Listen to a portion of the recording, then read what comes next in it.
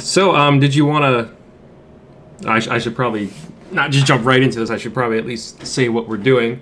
So, welcome everyone to another video on the channel. Today we're doing something a little different. It's been a long time since I've done something informational or kind of covering any specific types of topics. I've been doing a lot of entertainment and filler stuff because of everything going on. Don't have a lot of opportunity to go out and do things, and I've been very busy with other personal stuff to do any research. But here I am today, trying to make up for that and make up for a few other things that I thought were kind of some drawbacks of my previous videos, because I've worked with Craig before, who I am talking to today, and most of the time, most of my videos are done using primary sources such as Craig, but I usually transcribe our conversations into script format, which sometimes might or might not lead to mistakes or errors in translation, as it were. And today I thought it'd be cool to do something different, where we just get to hear things in his words as the result of me asking him questions like how I normally would, except you guys get to witness that, and it's a bit less formal and more just kind of fun. Good. So we have a very predictable set of categories. A lot of the questions are either going to be about you or about specific cars or about the movies. Some of the questions I might either already know the answer to, or questions you might have already answered in the past, so we might not spend as much time on those. But we will at least cover them briefly, because some of these questions are questions that you guys have already told me to ask, so I thought I'd at least include them. We can start with just asking questions about you. Like, for instance, like one of the questions I wanted to ask was, what actually got you started on cars? If I trace it back, it really was when I got my first toy Batmobile from the TV series when I was about 3 or 4 years old. And I started watching Batman reruns on television. I just thought that car was just really cool. All the gadgets and buttons and stuff like that, the cockpit feel. I've always been an aviation buff. So if you notice one common theme in my cars, is that there's a lot of shit. There's a lot of stuff in the cockpit area. And that's just my affinity for aircraft and cars that are, highly technical. And then years later, I started as a latchkey kid. For those of your younger audience members who don't know what latchkey kid means, it means both your parents go to work and you come home to an empty house after school. And so the TV shows at that time, we only had channels 2, 4, 5, 7, 9, 11, and 13, and that was it. And then one VHF channel or UHF channel, I forget which way it went. Channel 52, which they showed this cartoon called Speed Racer, the original Speed Racer.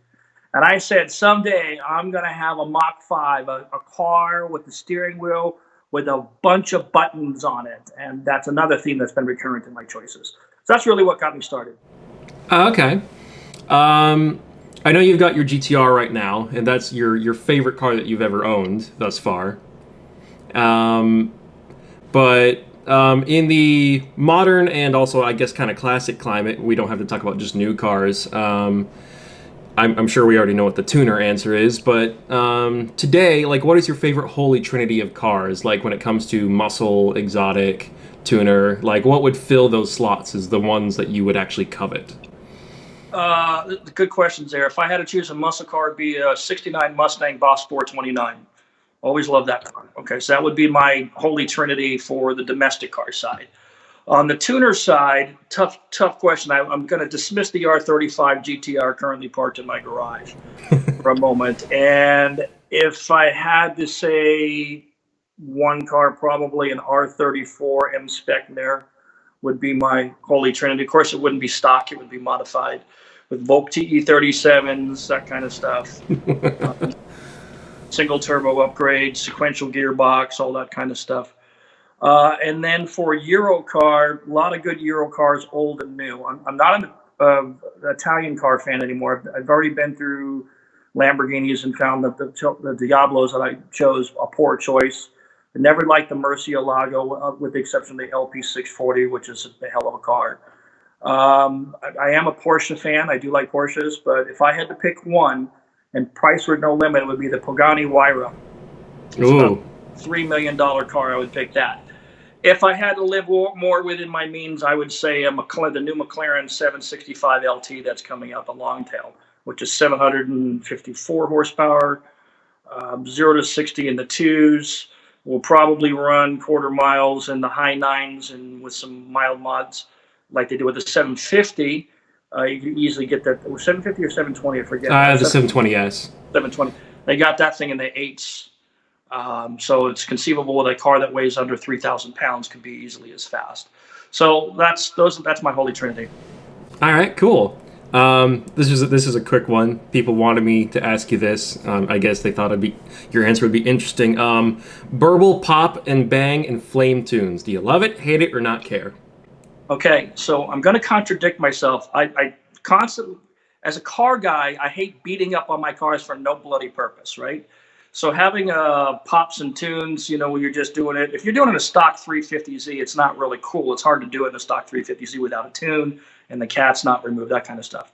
But if you have a built R34, an R35, a Mustang, a Camaro, anything that's got some serious horsepower, and I'm not talking about stock cars again, I'm talking about heavily modified cars, flames coming out of the exhaust at night is badass. I mean, it's hard to say no to that. But when you're sitting there and doing it at a car show, the reason I cringe at car shows is because the car show I go to, they throw you out for that stuff. You're expected to demonstrate some level of maturity, right? And when you go on like to the IBOC car meet, which is in Southern California, doing that, people are going to frown because it's just rude to the host. Other than that, you want to do that shit on the freeway, knock yourself out. I'll whip my camera out and take a picture of it. All right, cool. So this is an interesting one. Throughout your lifetime, because you've had a few cars, we can talk about them in a moment. But throughout your lifetime, what would you say was your favorite car? The one that you enjoyed modifying the most, like either because, like for instance, like the Uber BMW M3 or the R35 because of how good the platform might be. So I've gone through a couple of phases. I did drag race stuff with my supercharged Fox body Mustang with the 347 Vortec S-trim and all that kind of stuff. That was a fun car to modify because there was an abundance of parts available in the automotive aftermarket. So that's one common thing that I maintain throughout my car modifying hobby. When I choose a car, I choose a car that has a lot of parts available for it in the aftermarket. So the culmination of that is when I bought the R34 because I had already had my hands on the option magazines and the catalogs from Japan. And there were so many parts available for that car. That was a dream because you could find really cool stuff. Not stuff that you find in Pep Boys, not APC, not shit you find on eBay, like things like the Nismo titanium strut tower bar, which just looked cool. Who knows if it did anything, but it looked cool. And it was Nismo and it was titanium. The carbon Kevlar airbox that I put in that car, the C West body kit with an all carbon fiber wing, including the uprights were all carbon fiber. I mean, it was a dream list of stuff that you could get. So I always pick cars that have that kind of capability. So at the top of the list has to probably be the R34. Second would probably be either one of my two Supras that I've had, because again, there's a preponderance of parts on the aftermarket. And then after that, probably the R35 GTR that I currently own. Okay, that makes a lot of sense. Let's see. I'm just marking questions so I don't accidentally reread the same ones. Okay, this is an interesting one. You've already covered this on your channel, where you did kind of a project with the people over at Need for Speed, where you built an R34 so they could scan it, and then that was later given away in some kind of contest. Was that the only work you did with Need for Speed? Yeah, so Need for Speed Underground came out on the heels of Fast and Furious 1. After Fast and Furious, every form of media was trying to kind of capitalize on that popularity of that movie. So we were seeing it TV shows and all that, and I got a call from EA Games. I was working with a friend of mine, Neil Chin, who does the Chin Edition Tour. I can't speak today. TJIN, very talented guy. Neil used to work for me many years ago. We got this call to build this car. They bought and imported an R34. They have divisions in multiple countries, Southeast Asia, Canada, and all that. So while the car wasn't legal in America to drive on roads, they still were able to bring the car here to get it modified. So when I was done doing the modification on the car, the paint, the body work, the stereo, and all that video, we knew the car was going to be given away. I also consulted on game dynamics. They flew me up to EA Games up in Vancouver, BC, British Columbia. and I spent 3 days there working on the game dynamics and giving them feedback on the cars and the engine sounds and all that. They actually used the same sound engineering group that they used for Fast and Furious 1. So a Okay. lot of people will probably notice that the sounds of some of the cars sound very much like the cars used in the first movie, Yeah. and for good reason.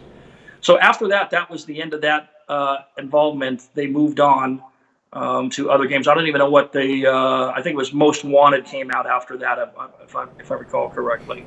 This Yeah, was they 2000. yeah, so they did Underground. I can't remember what year they did that in. They did Underground 2, which had a lot of sounds from the first and second movies. And then they did Most Wanted in 2005. Everyone in my audience is very familiar with those games. Oh, I'm sure. I mean, Yeah. I played them too. I played Need for Speed Underground and played Underground 2. The tracks were good. The graphics were just starting to get really good about that time for many of these video game franchise, but it wasn't realistic. And as a person who likes to track, I'm looking for a game that has good, realistic car dynamics. And so I just kind of outgrew it. I was in my early 30s at the time, while it was still pleasurable to do it then. I always kept falling back to Gran Turismo and then eventually Forza. Okay. Um, so if you had, you don't even, I wouldn't necessarily call every project a build, but say for some insane reason you replaced your R35 with something else. Yes. What would be the first things you would do to it? Like, what are your steps of modifying a car? All right. Depends on the stated purpose of the car. Now, if I'm going to build a drift car, you go down that path. If you're going to build a drag car, you're going to build it down that path. But if you want a good, capable performer for a street car, it doesn't matter if it's a Miata or an R35, the recipe is the same. Intake, exhaust, suspension, brakes, and tires and wheels. Now, if you're going to be tracking it a lot or autocrossing it, obviously you need to have another set of tires and wheels. The driver mod is probably the number one thing people can do, is go out and get themselves educated on how to properly drive a car. But that aside, it's the same recipe no matter what kind of car you're in. Now, if it's turbocharged and you don't want to start looking at building up the fuel system, maybe E85, upgrading turbos, turning up the boost, whatever that is in the supporting mods. But if you forget brakes and suspension, you're really overlooking a key element of the car's dynamic, and that needs to be addressed. So the plan is pretty simple. It's a recipe that's been followed for decades. Okay. Going back to your previous car history, what are your most and least favorite cars that you have owned thus far? Most favorite cars, I still put the R35 at top. I think my Audi RS4 would have been second. I had a 2007 Audi RS4, 420-ish horsepower, all-wheel drive, and four doors, and 8,200 RPM rev limit. That car was a beast. Porsche 996 has to be in there somewhere. I had a 996 Turbo, a 2003, which was a very enjoyable car. Great build quality.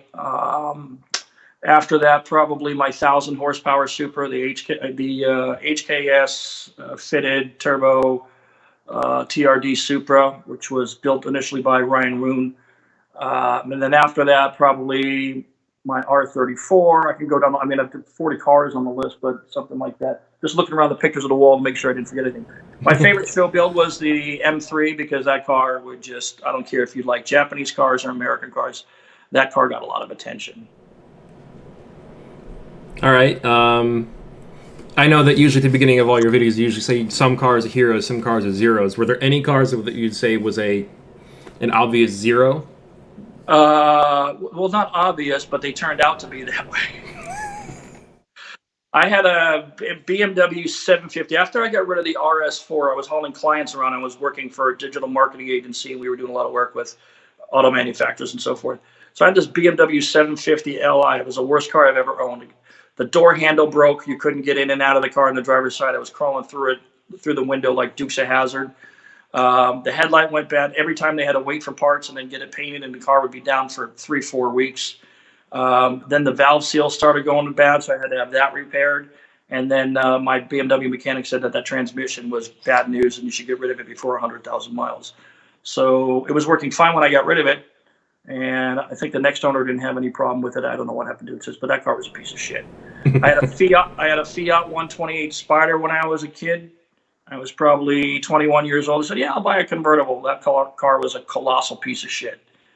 Let's see what else. I had an 81 Isuzu iMark, which was my first car, which was slower than turtle poop.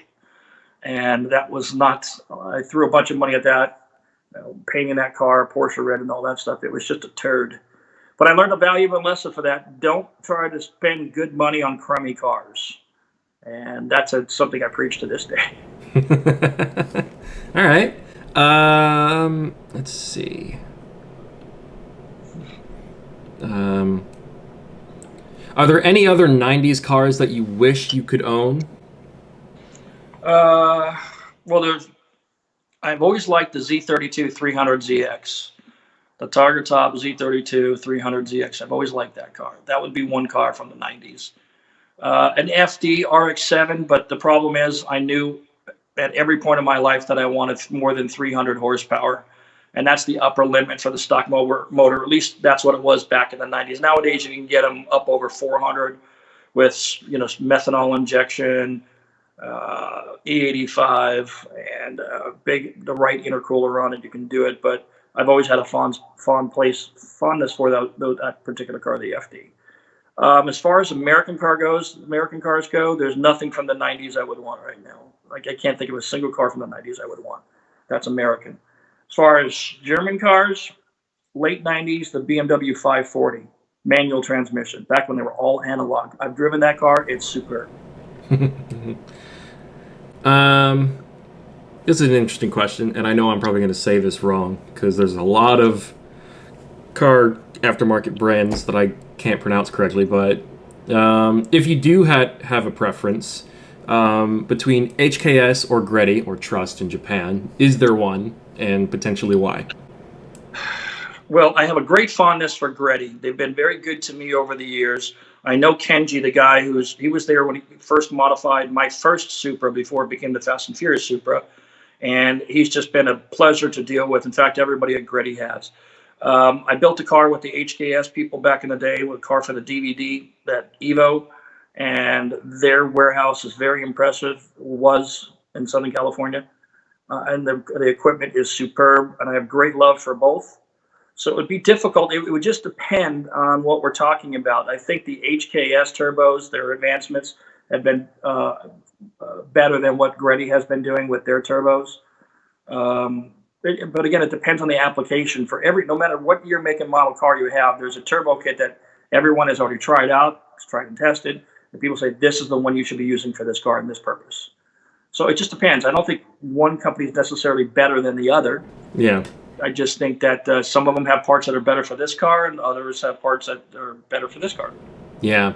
Yeah, I had a feeling that question would be kind of a difficult one to answer. The original question was actually more specific. It was asking about two specific parts. The first one was the Greddy/Trust T78 turbo versus the HKS T04Z, and I felt that was kind of too specific. I wasn't sure. Well, that's a good question. What it comes down to is the application, where the boost comes on in the car, right? And I've driven a T78 Supra, and they're lazy off the line, but that's old technology, right? Any number of GT turbos nowadays spool fast, so the technology has come a long ways, right? So it's very rare to find a TL4 on anything, a T51 on anything, for example, because that turbo has been discontinued and replaced with something else. But I still see TL4s running around. I don't see many T78s or T88s running around. That's old technology. That technology was available for cars in the 90s, and here we are more than 20 years later. So my advice would be, if you're looking at that just because you've been playing it in Gran Turismo and you can put a T78 in your car in the video game, that's 20 years old stuff. Okay, so you got to kind of keep up with the times. And yeah, that makes a lot of sense. Nowadays, would you say you have a specific affinity for any type of car? Here it's listed as American, European, or Japanese, but like tuner, muscle, exotic, like which would you be the most drawn to or identify with? All right, I'm going to qualify my answer here before people send us hate email. There is a period where I was working for J.D. Power doing dealership audits. I audited more than 400 dealers across the country. I've been inside Dodge. Now, I also work for NGK Spark Plugs as an OEM supplier to Ford, Dodge, Toyota, Mazda, Lexus, Mitsubishi, Honda, Acura, Nissan, all those brands. And then in America, Dodge, Ford, and Chrysler. As far as German cars, I haven't been but in one factory in Germany, but I've owned cars across all those nations, right? So American cars, I think Dodge is doing a great job with the Challengers and Chargers. Look how many people have gotten into those cars. They're great cars. They're fast. People seem to like them. If you're going in a straight liner doing donuts, that's the car, okay? If you want to go around a road course, then you're going to be looking at one of the Camaros, right? I'm still not a GM fan because I think their interiors have been really unpleasing to me. I know that's a minor thing to say, but I've just never been a GM fan. Not since the 1980s, I guess.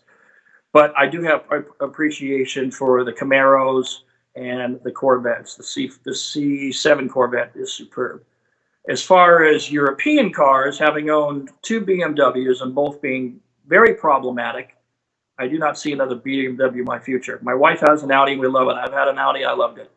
I would never own a Mercedes or a BMW outside the warranty because when you take a look at a SL55 when they were new, they were $103,000. You can buy one for $12,000 after 5 years. Because nobody wants to fix them. They're just crazy. So if I had to pick one, God, that would be tough. I would like to say Toyota, or Nissan, but that's just not the case anymore. I think Lexus builds the best cars in the world. Porsche's probably second, as far as reliability and quality and all that kind of thing. Audi's got to be in that list. Nissan is not on that list. Toyota, it depends on the car. I think their trucks are okay. Some of their cars, the motors they use on them aren't even Toyota motors anymore. So they've slipped from my ranking list, I guess. What I'm saying is that for any particular brand, there are cars in the line that are good. But if I'm spending my own money, yeah, it's going to be a Porsche, an Audi, or the only Nissan that Nissan makes well is really the R35 GTR, in my opinion. Toyotas, they still make some good cars. I think the Camry is okay. The new Camry is superb. BMW makes a few good cars. Who am I missing? I'm not going to talk about brands that we don't get in America, or brands that we do get in America, but they aren't very popular, like Land Rover, Jaguar. I won't even get into those. Fiat, Alfa, Vauxhall, Holden is now defunct, but there are plenty of good cars available from some manufacturers, a couple of good cars available from some manufacturers, and by and large, they're getting to be appliances. Okay. Would you say, I know that most of the time people ask you, would you ever buy your Supra again, your R34 again? And you'd usually say no, but is there a car that you miss, even though you wouldn't buy again? Like, which car would you say you miss the most? Good question. I usually at the top of the list, I put my Audi RS4. But I know I'd be even more bored with it now because naturally aspirated car was really at its peak. After that, you'd have to do something crazy to make more horsepower. 420 horsepower at the time was fine, but now I'm way beyond that. I think if I had to drive one car around just to futz around with, it would be the R34. I would have, by now, that car would have been completely remodified because all the movie car stuff and TVs and bullshit would have been removed, and it would have gone back to looking mostly stock but more power. So that one I miss very much, but I wouldn't buy it back because it's a movie car now, and that car is worth, $1 million+ because it's so rare. It's, Paul Walker drove the car. He actually had it in his garage for a few months. He was literally driving it before the movie. So that car would be very expensive to buy back, and it's just not something I would want to do. Right. This is a funny one. I could have probably started with this one, but have you, or do you still, or if you ever have, poorly worded question, have you ever collected Hot Wheels? No. And here's why. Got nothing against Hot Wheels. When I was a kid, I grew up in the era where the first computer was like a Mac Commodore 64 or some shit like Oh that. yeah, I remember With those. green screen. I grew up in the days where the video game that you had was Atari 2600 Pong. Ding, ding, ding, ding. That was it. And then everything that came out, all the video games of that generation were 8-pixel cars, right? 8 pixels of shit. Okay, it was terrible. It was like the same thing. Same thing applies to Legos. Any Lego project that is released, these Millennium Falcons and all these cars and so forth, and Dom's Charger and all that, looks to me like an 8-pixel rendition of the car. I was always into more detail. Even as a kid, 9 or 10 years old, I was building 3-foot-long model battleships where you have to paint every part, and they're 1/350th scale. So I still do it. I still build model ships. So I like a lot of detail. So Hot Wheels never appealed to me because they were just not right. The parts weren't right. You couldn't get the details. It just wasn't enough for me. So no, that's why I never got into Hot Wheels. I have a handful of these 1/18th, are they? I think the 1/18th cars. You know, Fast and Furious cars that have been given to me or I went out and purchased. But Yeah, I have a bunch of those on my wall too. yeah, I used to have like more than 70 of them, all different types of cars, Mercedes, CLK, DTM cars, GTRs, and all that kind of stuff. But I gave those all away to the kids when I moved out of that house in Ladera some 10 years ago. So yeah, I collect other stuff, not that stuff. Okay. Here's an interesting one. This could be a very short answer. Any current or new projects that you're working on or looking forward to that aren't locked behind an NDA, of course? No, I'm pretty much standing pat with what I have. You know, we just bought a house down here in Orange County, so we've been spending money on that. My R35 is getting ready to get some new seats put in. I keep doing the maintenance on that. I'm getting ready to do turbos at some point and the transmission at some point. And then I got to do some carbon fiber stuff. But that's it. I'm very content with the car. It doesn't need much. I mean, 700 horsepower on ethanol, can drive it every day, has a navigation system, has a CD player. I mean, where do you go from that? I mean, I don't know. I mean, because it depends on how balanced you want the car to be after that. Because if you keep making it faster and faster, it starts to lose that kind of original balance and capability, and then it becomes a bit insane. yeah, well, I'm not going to let that happen. I'm not going to do airbags and a Liberty Walk body kit and a Right, jet yeah. down at 4 foot tall wing and all that kind of stuff. So, you know, I know what the purpose of this car is. It needs to be able to get up and down driveways. It needs to be able to drive without getting pulled over all the time. It needs to be able to swap the tires and wheels and go to the track. So it's right where I want it to be. Okay. Doesn't sound like you're going to be getting rid of it anytime soon, but if there was any car out there that could replace your car, what would be the next sports car? I got to go back to the McLaren 765 LT if I'm going to replace it with something. Honestly, if I was going to get another car, I would still keep this car. So if I was going to go buy something that wasn't a McLaren, I would go buy an old 240Z and do a build on that, you know. So I'd build it the way I want to, probably do an RB26 in the thing, keep it with a Nissan engine, or have another engine, a built L28 with triple Delorto side drafts and all that to keep it period correct. Good 5-speed gearbox, properly done interior that mimics the stock, but it's got some sound deadening and air conditioning.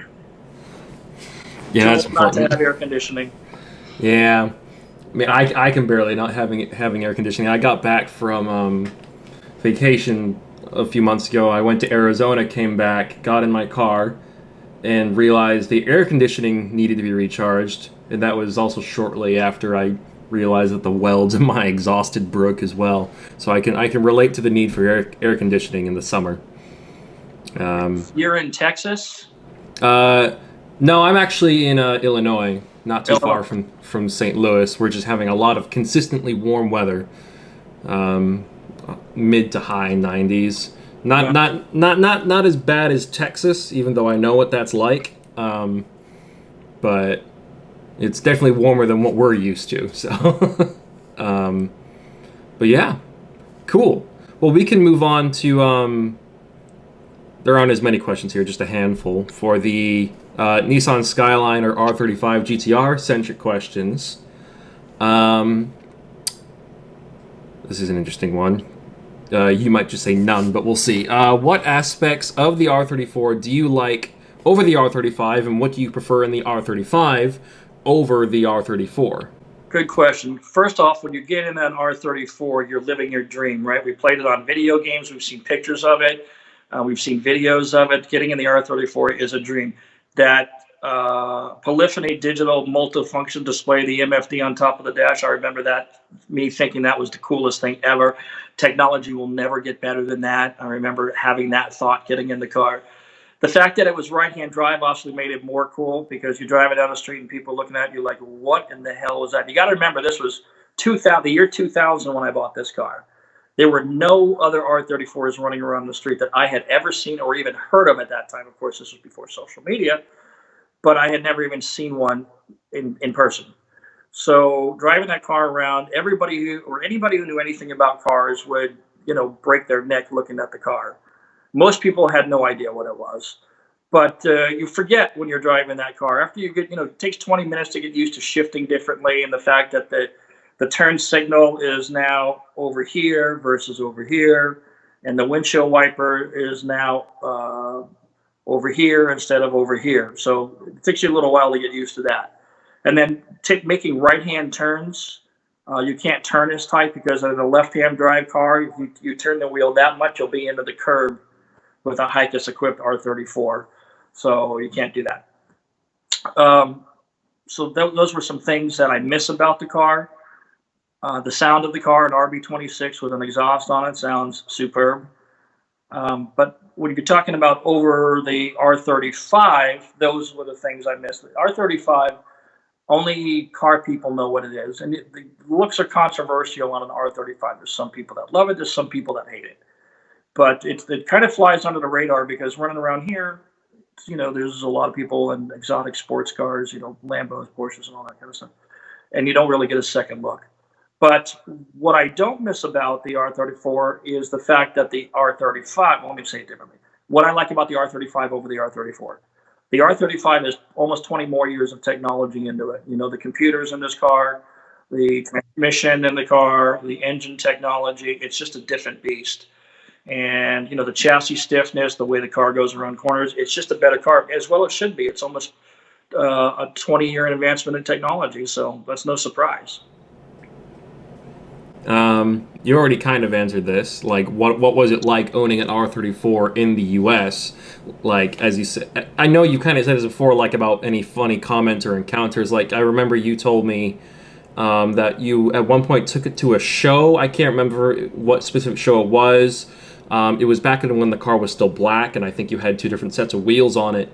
And some Nissan executives from Japan were there and were surprised to see the car there. Yeah, I wasn't standing there when that happened. Bob Hale, the guy who did the wheels for HRE, he was standing there when that happened. The two stories that stick out in my mind was, actually there's probably three. One, when I was going to Hot Import Nights when it was blue down in Del Mar, California, down on the ocean near San Diego. And we were coming down the 5 freeway, and I was in the second to the fast lane, the number 2 lane. And there was moderate traffic, and I see this modified Honda Civic weaving through traffic behind me, right? I saw them get on the freeway, and they're weaving through traffic behind me. They finally, after several miles, are able to come over from the number 3 lane, dive into the number 1 lane, and they go flying past me, and they're looking at me like they're pointing out the window, and they're screaming and all that kind of stuff, and the driver's not paying attention. Traffic up ahead slows down. He slams on the brake too late and rear ends another car. Oh. So I'll never forget that. Fortunately, they were okay. Another one was when I was driving down the hill to the freeway, South Orange County. If you're going to speed in Orange County on the way to the freeway during daylight hours, you're going to get busted. It's just a matter of time. So I'm coming down the hill, cop radars me, pulls me over. He comes walking over to the wrong side of the car. He looks and says, "What are you doing over there?" So I'm like, "What are you doing over there?" He goes, "Why is the steering wheel on the wrong side?" "Did you do that?" I said, "No, I didn't do that." So he walks around the back of the car. He comes over to the other side. He goes, "All right, you got to tell me what's going on with this car."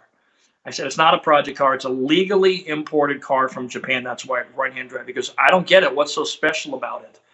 And I said, "Okay, well, if you really want me to go into it. So just basically, and I had explained to him what a GTR was.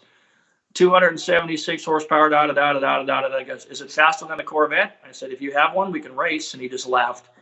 He goes, do you know what I pulled you over for? I said, it could be any number of things, but why don't you tell me? You're going a little fast down the hill. I said, yes, I was definitely going fast. So he just let me off with a warning and all that. He goes, they didn't ask me a lot of questions. You get pulled over a lot, that kind of stuff. And there was another one. I was at a car show. Remember, that car was built as a car show car for Meguiar's. That was the intent. That's what I was doing with that car, because at the time I was a tuner consultant for Meguiar's. And so I had a TV in the trunk. And so this father comes by at the car show. It was an outdoor car show, and his wife and his two kids who were teenagers, right? He goes, why on earth do you have a TV in the trunk? I said, for my ex-wife. He got it. She got it. The kids didn't get it. He thought it was funny. She didn't think it was funny. Those are my three favorite stories of that car. That's awesome. Going back to, I already know the answer to this question, but a lot of people wanted to know, were there any difficulties in sourcing the R34s for the second film? Great question. I've done a video on this, as you already know, because we've talked about it. But for people who are just watching and don't have time to watch the video, there was only one company at the time who was bringing in R34s, right? The same company that I bought my car from. It was a company called Motorex.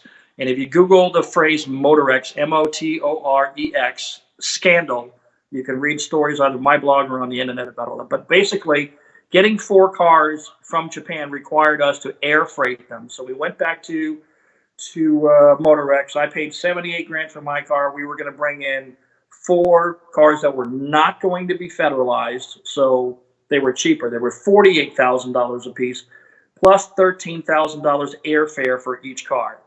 Each car was loaded into the belly of a 747 on pallets, and then they were shipped over here and rushed to the warehouse.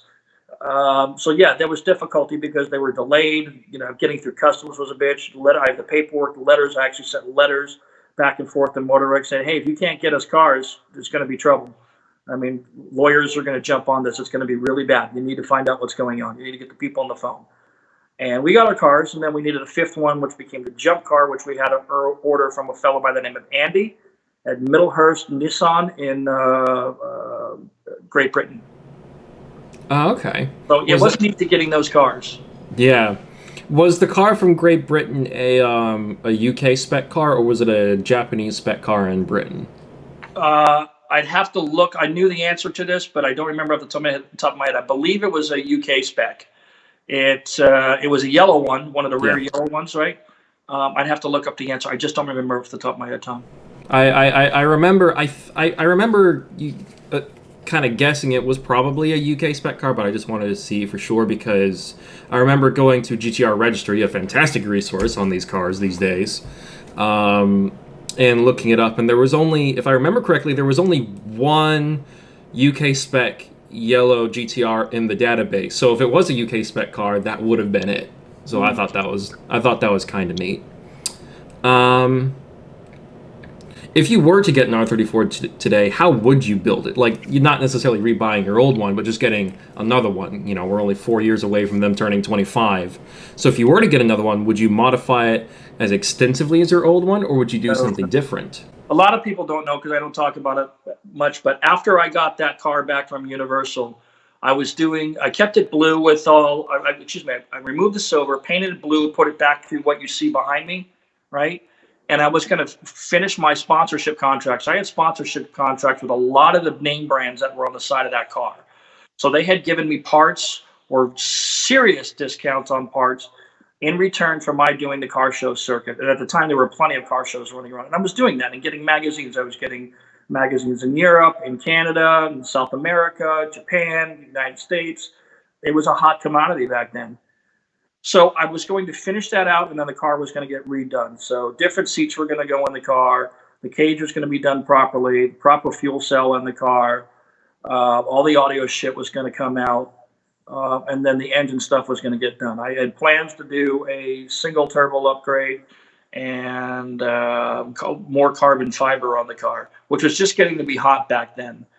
But if I redid it today, it would be Volk TE37, some kind of body kit, lots of carbon fiber on it. I don't know if have vents and strakes and gills attached to the aero on the car, like you see those extra pieces you add onto a front bumper, on the front fenders, the rear diffuser with carbon fiber, and it would be clean and not much in it. I'd probably still have a good, the pop-up sound system in the car with some decent speakers in it, but not much more than that.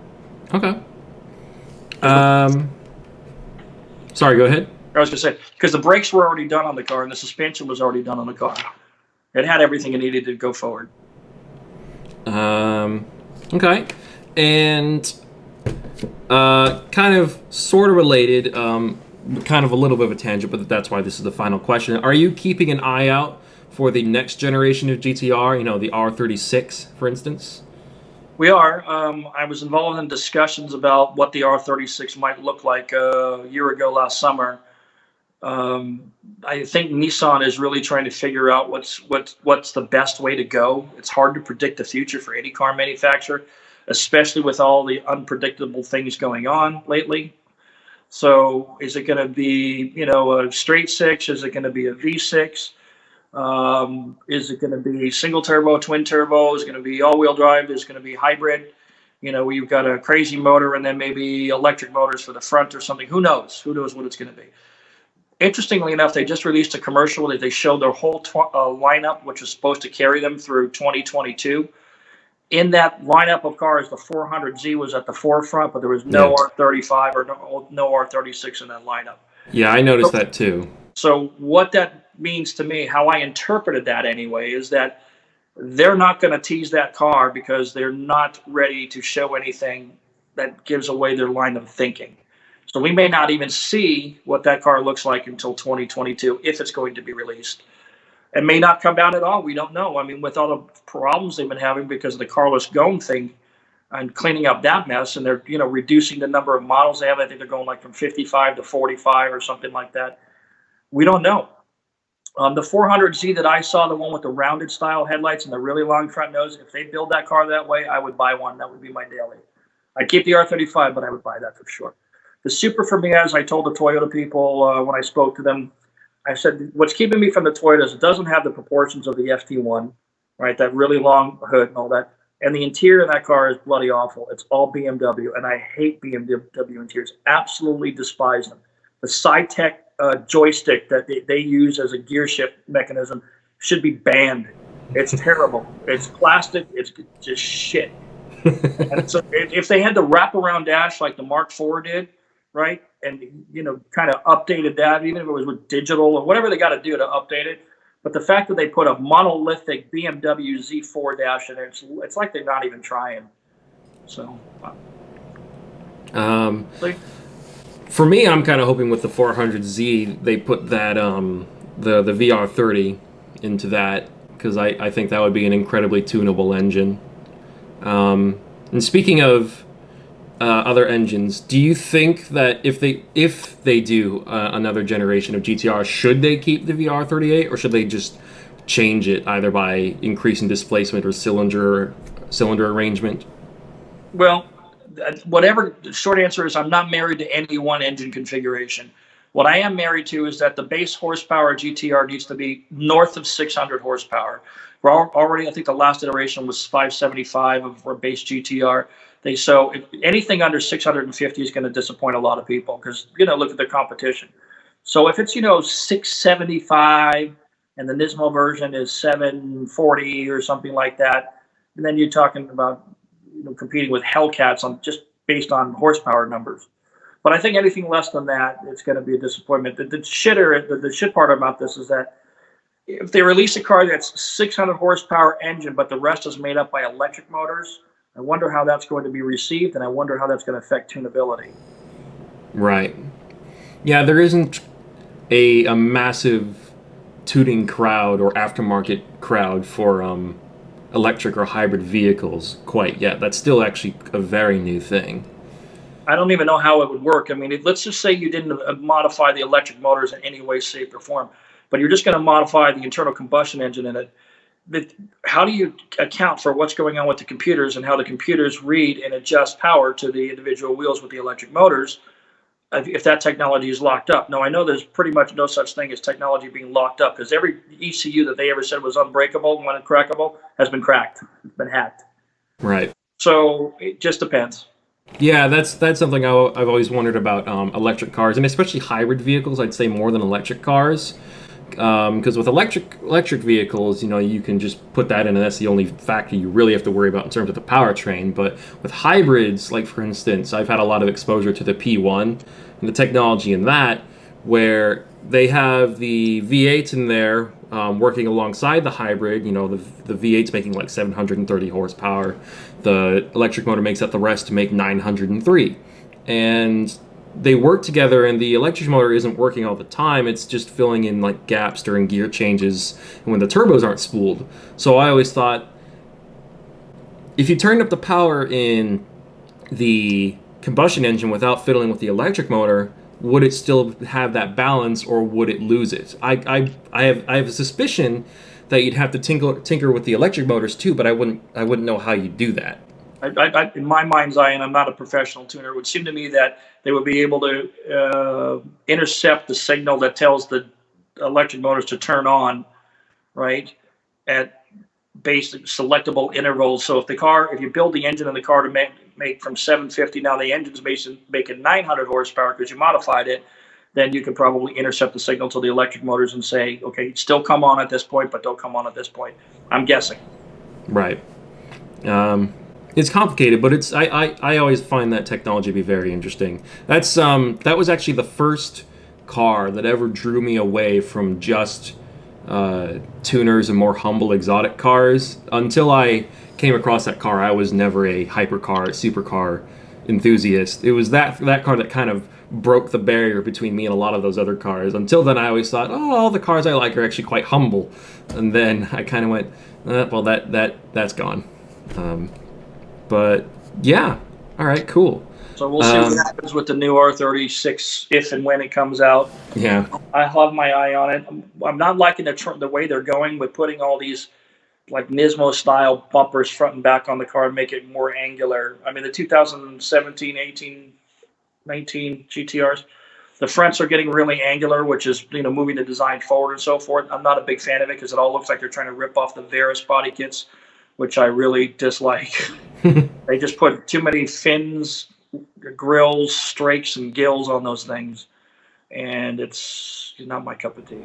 I think for the design language of the R35, more recently, in terms of the 2020 model, the only one I actually approve of is the Nismo, because with all the base model ones, they seem to have very similar front bumpers to Altimas or Maximas, and I just feel like when I made that observation when I was in Houston actually, and I saw a Maxima go by, and I thought that centerpiece of the Maxima or Altima, I can't remember what it was, looked a lot like kind of the center part of an R35's front bumper, and I thought, shouldn't those cars be a little bit more dissimilar then? It's an interesting take, because I was actually having this conversation with Toyota people the other day. I basically recanted a story that I remember from working with the Dodge guys. And when the Dodge Viper came out, way back in the day, I think it was 1990 or 1993 was the first year of the Viper, whatever, about that time. So they used that kind of iron sight grill, you know, that just a plus symbol iron sight style grill. And they put that grill on everything. It was on Dodge Neons, it was on Dodge Stratuses, it was on 300s, it was on everything, or any Dodge project, I should say. And when I asked them that, why are you making these cars look like the Viper? Because it kind of devalues the Viper. He says it's the opposite. The Viper is the halo piece. Everybody who comes into the showroom wants to look sporty, so they want to look like that car. But doesn't that devalue the halo car? No, that was their answer. So maintaining brand identity across the cars. I mean, every BMW has a BMW grille. It may be slightly different shape, but you can tell it's a BMW grille. Yeah. Like Lexus, they do the spider grille, right? Audi uses the giant front grille, It's brand identity. I get why they do it. Do I agree with it? Not in all cases. I think some of the cars these manufacturers put their grills on look stupid. The new BMW grills are insane. They're giant. They're like tombstones. They're huge. And Mercedes, I've been saying for decades, they're really proud of their logo because they stick a badge on the car. It's the size of a coffee cup dish. I'm like, okay, we get it. All I need is a little thing this big. That's it. I don't need you to advertise for free with something that's,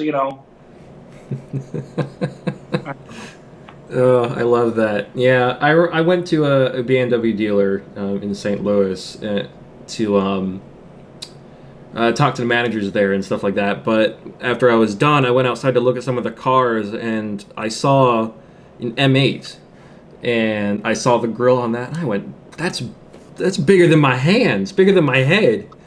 I could see so much of, like, I don't know if it was the intercooler or just like a cooler, but you could see a lot of the stuff behind the grill. Air conditioning condenser, right? So yeah. When I see something like that, being the cynic that I am after 40 years of futzing around with cars, it tells me that if you have big giant grills, this car has an overheating problem. Okay, because they make sure you have a lot of a lot of airflow through there. Because when I open the hood, I already know it's going to be covered by 27 square feet of plastic covers that prevents me from doing anything. Like if I wanted, God forbid, change my own spark plugs, or God forbid, bleed the brakes or anything like that. No, they just don't want you to do that. And then all that heat that stays in there, you got to have airflow to get it out. Other than that, if it's a styling design, remember when people were banging on Chris Bangle for his styling choices, the early 2000s BMW stuff. They used to call the back end of BMWs the Bangle butt. Google that phrase. Your viewers will get a kick out of that. He was chastised for his styling choices as well. But. Okay. So we can move on to the Supra, another very, very popular car. Very specific question. What was your favorite modification that you did on your Supra before or during filmmaking?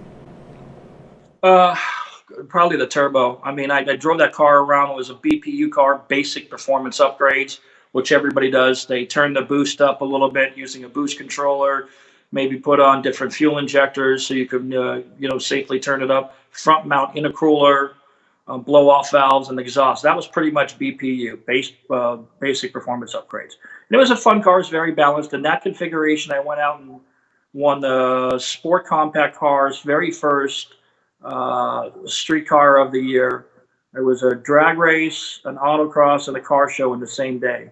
And so that car took first place. So it was a comfortable car. It was a good car. And then I said, yep, I'm going to need more boost because it's like anything else. You get a little taste of it and you want more. So we did the T66 that Vinny 10 from East Coast, he's a big super builder back in the day. He custom spec'd the turbo for me and sent it over. And me and my buddy put it on in our garage, in my garage. And first time we drove it, I was like, okay, great. And we did a couple days worth of tuning and testing, and then it was just superb. And it just transformed that car. It was small enough turbo that the boost came on early. It was big enough turbo that the car pulled like a freight train. So that was definitely the best one. That was, thanks to you, I just won a bet with one of my friends. That was what I expected your answer to be. Yeah, was it a Turbonetics T66? Yeah, it's a Turbonetics T66, yeah. And the manifold, which was always something very interesting to me, I'll never forget this. Both of those things are discontinued and very hard to find. I'd say harder to find than a T51 or a T04Z, but the T66 with an RPS manifold, because of that, I have never heard a car. I've only seen one car with an RPS manifold, not with a T66. And I haven't seen, in all my life, except for one car, a car that sounded like yours. Because it had a similar exhaust, and it had that manifold and a similar turbo, I suppose. And I just thought, man, because I get inundated with questions like how to make this car sound like this. And most of the time, thankfully, I can say, well, I did make a video on this already. Sorry, I hit the mic. But for the Supra, I always feel like I don't know what the modern equivalent is, and I'm not sure if there is one. Well, you can get an RPS manifold made. I had a viewer reach out to me sometime in the past 12 months and said he reached out to RPS and they made him a manifold. And it wasn't cheap, of course. The Right. RPS manifold came through for a connection. My friend David Jesko has been a Toyota engineer and troubleshooter for the entire time I've known him, over 20 years. He was going out to dealers teaching them how to fix cars, that kind of stuff. He was answering the engineering hotline for high-tech, high-level people who are working on these cars. So he's forgotten more about Toyotas than most people will ever know. So when we were doing this, he said, I'm going to get you one from Rob Smith, and we're going to call RPS, and we're going to get you this manifold. I said, okay, I trust you. And that's the manifold we put on the car. So it wasn't something like was just off the shelf. There was a guy who found a niche making these custom manifolds for 2JZ applications. And, you know, he had his list of clients, a few shops around the country that carried his product, and I just happened to get one. And then the apex valve, blow-off valve on the car. Between that, the turbo, and the apex blow-off valve and the exhaust, it had a very unique sound. It did. So no, I posted a video a couple of months ago. I think you may have seen it, where I showed all the sound files, where you can listen to all the actual sound files of the cars. So if you scroll through there, if you have a couple of hours to waste and click on every Supra that they recorded and every Skyline they recorded and Eclipse and WRXs, you can see. And you can listen and you can identify, if you close your eyes, you can identify the car that recording was used from. And yep, that Supra is definitely different than the other Supra that they had recorded, which was a stock twin turbo automatic Supra, which was the black one, which belonged to my neighbor. And it had some upgrades. But yeah, you listen to it, it's fun. It's a lot of fun. Cool. Which question was that for? Favorite modification. That was for favorite modification. That was a good one. This is my question. This is a lot of my questions kind of stand out because they're very nerdy and specific. But you used for the film spec of the car Lamborghini Diablo orange paint. I've kind of noticed this, that you like to use paint from other manufacturers. Like with the Maxima, you did. I think it was a Dodge Viper GTS blue. Correct. Do you have any other like manufacturer specific paints that you like beyond those two? To be honest with you, couldn't care less. And here's why. I'm going after the color, not the manufacturer. Generally speaking, any color I pick is going to be a PPG, a DuPont, or a House of Color. There are some people who are, I don't want to judge unfairly. There are some people who are reluctant to use House of Color paint for whatever reason. I'm not a paint specialist. Maybe it's more difficult to mix or difficult to maintain consistency. Any number of reasons, how it flows through a gun, whatever. But I found the Dodge Viper GTS Blue. I have a lot of experience with the Vipers. And I just thought that would be a good color because it was a 2-stage. It didn't have to be a 3-stage, right? So I knew it would be easy to fix. So there was that. Then for the other stuff, I was picking Lamborghini colors because there were certain cars that I never got out of my head. The Lamborghini Diablo VT, that was that Arancio Ishtar candy orange. I love that color. So that's what I'm going to paint the Supra if they let me do it that way. I was very happy with the yellow that was on it. It was actually a Mazda RX-7 color, which I believe was a PPG color, but I could be mistaken. It was competition yellow mica, as I recall. And the M3 was a Lamborghini Monterey blue. Instead of using 4 coats, we used 2 coats of blue over the base coat. So that was, somebody dubbed it Craig's Custom Candy Blue, and my buddy Jimmy Lewis put it into a magazine, and everybody's hit me up for the paint code, and I'm like, there is no paint code. It's just a custom thing. And then as far as House of Colors, we needed a paint sponsor for Too Fast, Too Furious. And so we looked at the paint palettes of a lot of different companies. And House of Colors stood out as a brand because they focus on, it's like kind of like, what's that guy's name? Jesse James of paint companies, you know what I mean? They were just very cool branding and all that kind of stuff. And that was a brand that we felt we could get behind. And they were cooperative. They provided us everything we needed. And so we picked from their palette of colors. Okay. Yeah, I've looked at a lot of House of Color stuff before as well. This was something that was brought to my attention that for whatever reason, wasn't already under my radar. Because I did a live stream a little while ago when I was putting together this list of questions so that people could talk to me and just throw their questions at me as I did it. And one of them was about apparently one of the Supra stunt cars that I guess had been restored. It looked like one of the NA cars, and apparently it was selling for $185,000. It sold at $185,000 at an auction. You have to understand the timing of it. Okay, first off, that the car had mostly a sheet metal interior. No audio, no video, no nitrous, no turbos, didn't have big brakes. It was just a base Supra aero top, right? I believe it was an automatic transmission. I'll have to look, I forget. But this was 2 years after Paul Walker died.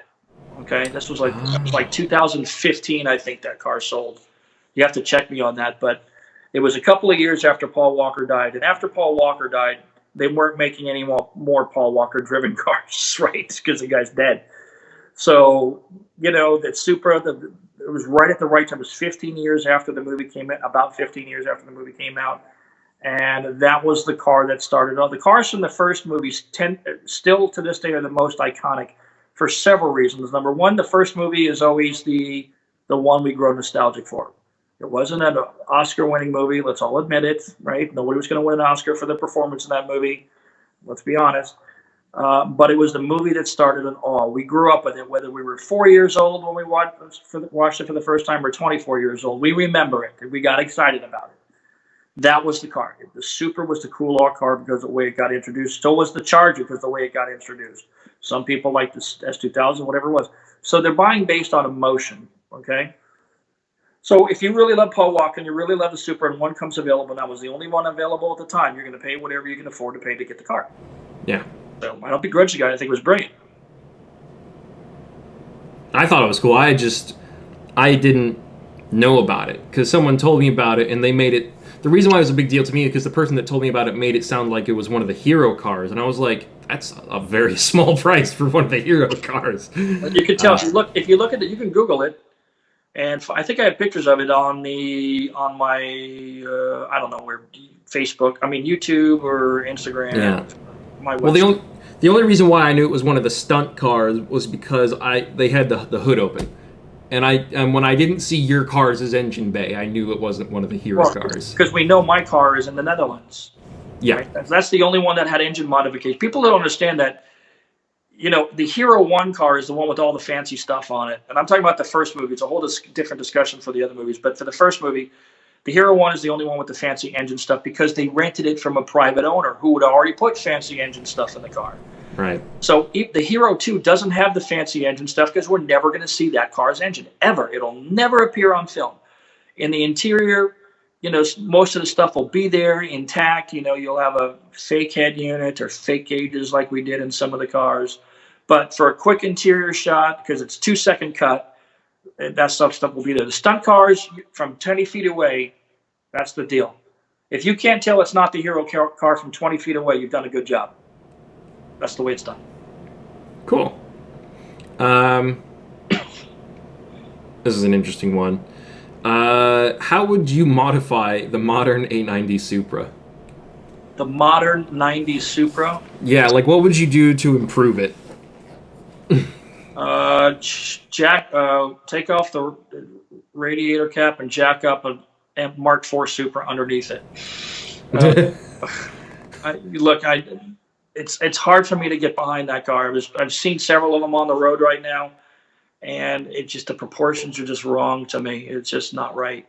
It's too bulbous. It kind of looks like a feminine hygiene product. I mean, it's really not nearly. I just can't see myself in it. I suppose if you did a wide body kit, Liberty Walk or Pandem or one of those guys, stuck lots of carbon fiber gills and vents and strakes and aero pieces on the outside of it, some Volk TE 37s or some other kind of true hardcore Japanese wheel under it with the right offset. It would look cool. I still wouldn't. It wouldn't be my cup of tea. It's just not. I just can't. I just can't. You know, I'm hoping I change my mind because when the first GTR came out, the R35, I said that thing is ugly ASF. Okay, the interior looks like a truck. They got to fix that. They never fixed that. And I said, you know what? After I drove it, I said, yeah, I'm buying it. I don't care what it looks like. It's like if you've ever dated somebody, right? And you had, remember the days when we were really young, and maybe it didn't apply to you, but I'm sure it applied to other people. You date somebody and your friends say, I don't think she's pretty at all. I don't think she's pretty at all. I don't get it, man. I don't see the attraction. But she's just right for you.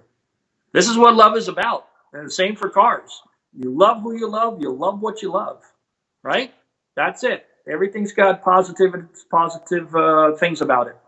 So it's just beauty in the eye of the beholder. I'm hoping that I will soften my stance over the years because I really want to like it, because nothing would have been cooler for me to pull up in a new Mark V right after it came out and we said, oh God, he bought another Supra. What's he going to do to it? And then I don't do anything Fast and Furious like. No decals, no aluminum wings, and all that other nonsense. So yeah. I don't know. Well, this is a tricky one because I don't think there is an answer for this one. But this was such a frequently asked question that I thought we'd try. Story-wise, what was the final fate of the Supra? Was that ever discussed during production? Let's see. There was no scene after that. As a matter of fact, what people it's hard to put this. That's typically a question asked by a person who doesn't understand the making of movies. Okay, so typically speaking, if it's not in the script and it's not seen on screen, then audiences are left to make their own decision about what happened to this character or that thing or the other thing or that situation. I mean, how many times have you watched a movie saying to yourself, I want to see what happened after. What happened after that?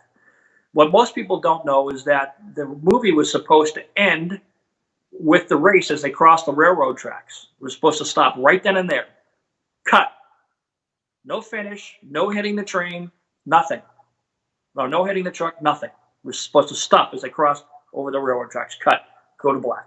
Credits. Music. So the fact that we got to see the Charger flip up over the Supra was something that they added at the end because it was actually in the earlier versions of the script, but the discussions were not that. The discussions were it's going to end as a cliffhanger. So what happened to the Supra? It's not in any script. There was no any discussions after that. When I walked off the set, when I was all done with everything I needed to do for the franchise, I thought to myself, it doesn't matter what happens to the Supra because this movie's going straight to DVD. You know, it's like a home movie. If you ever watch yourself in a home movie and you say, God, I was such a dork, right? Or maybe that's not everybody. Maybe it's just me. But, you know, you say to yourself, this looks silly. And when you watch them film it in the context of you're there all day and then Paul Walker gets up and does something, yeah, man, let's go. And they walk off the camera. And you say, this is so cheesy. It looks like a bad high school play. And then through brilliant construction of the framework and storyline and editing and music, these directors know what they're doing. But the fact that there was no Supra story after that just basically means that audiences have to make their own decision. Now, looking at that now through the lens of 20 more years of history with the franchise, what I hope to find out is out of the end movie that somehow Vin Diesel is walking his son Jack or Brian and Brian's son Dom or whatever, what do you name Jack, out to a shed, a barn, on their 16th birthday, and they open it up and say, here, I got something for you kids. I open the door, and there's the Supra, and there's the restored Dodge Charger, sitting next to each other, right? And then they pull the covers off, and then the two boys look at each other and say, which one do you want? Which one do you want? And that's it, end. And that sets it up for a whole other generation. So we don't know what happened to the Supra, but in the movie world right now, it is TBD. Okay. Cool. And now we've got movie-centric questions. And even though I know the answer, I thought this would be something to kind of bring more under the public eye as like a cool discussion.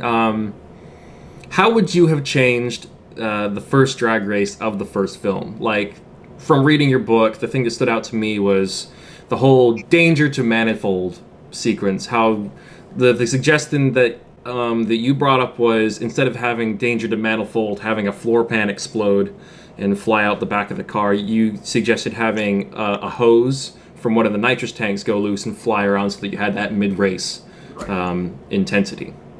So there was a lot of things about that race. First off, I was debating the fact that they were painting lines on the street that already had lines. But I didn't see that until on set. That wasn't actually in the script. The dialogue that was going on and what was happening inside the car didn't make sense to me. There was several discussions about that. What ultimately happened was, I have a script. I actually just pulled my script up to put new tabs in it today, the old script, and I still have the handwritten notes in the thing. The part where they were talking about you fried your piston rings, there's a line through that says, you're lucky you didn't kick a rod out of the block. That kind of stuff. So there were a lot of technical things that I asked to be changed but didn't get changed. Because again, I'm an advisor. The whole danger to manifold thing was ridiculous. Now I said to them, overboost, danger, overboost, because it's a turbocharger, right? How much are you boosted?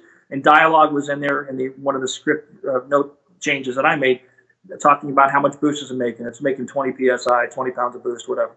So what Rob said to me directly was, you got to remember this movie is not made for people who know a lot about cars. This is for a 16-year-old kid in the middle of the country in Kansas or wherever, knows nothing about cars, but understands, a flashing light and danger or something on the thing. I said, well, if they don't understand, overboost, how are they going to understand manifold? Whatever. Okay, you win some fights, you lose some fights. The thing about the car blowing the welds on the intake of the manifold and all that kind of shit, I had suggested several terms for that. But the whole thing about the car breaking at the end, my biggest problem I had with that was the floor pan falls out and the motor blows, but somehow he's able to run from the cops. So when I brought that up, I said, basically, look, all you got to do is you show a nitrous pressure gauge in the trunk, right? And you don't have to show the numbers, which nitrous gauges usually have a PSI number, 0, it goes up to 1200 or 900 or whatever it is. Just show a gauge that goes into the red. When it goes into the red and the pegs, any idiot knows that means that's too much. Whatever pressure's in there is too much. And then have the hose pop off, right, which it's not really run like that, but you could do it in special effects. And have the hose come out. When nitrous comes out of a hose, it's minus 125 degrees centigrade. It could frost up the windshield. He can't see. And he's fighting the genie behind the back, the genie coming out of the blah, blah, blah, blah, blah, fighting around the loose fire hose or whatever it is. And it's not terminal. It just means he loses power and Dom wins the race. Seems pretty simple to me. Nope, that's not what they wanted to do. So I lost that argument. And then when the floor pan came off the car, they saw these guys at car shows who were using those shitty APC diamond plate floor mats for the inside of their cars.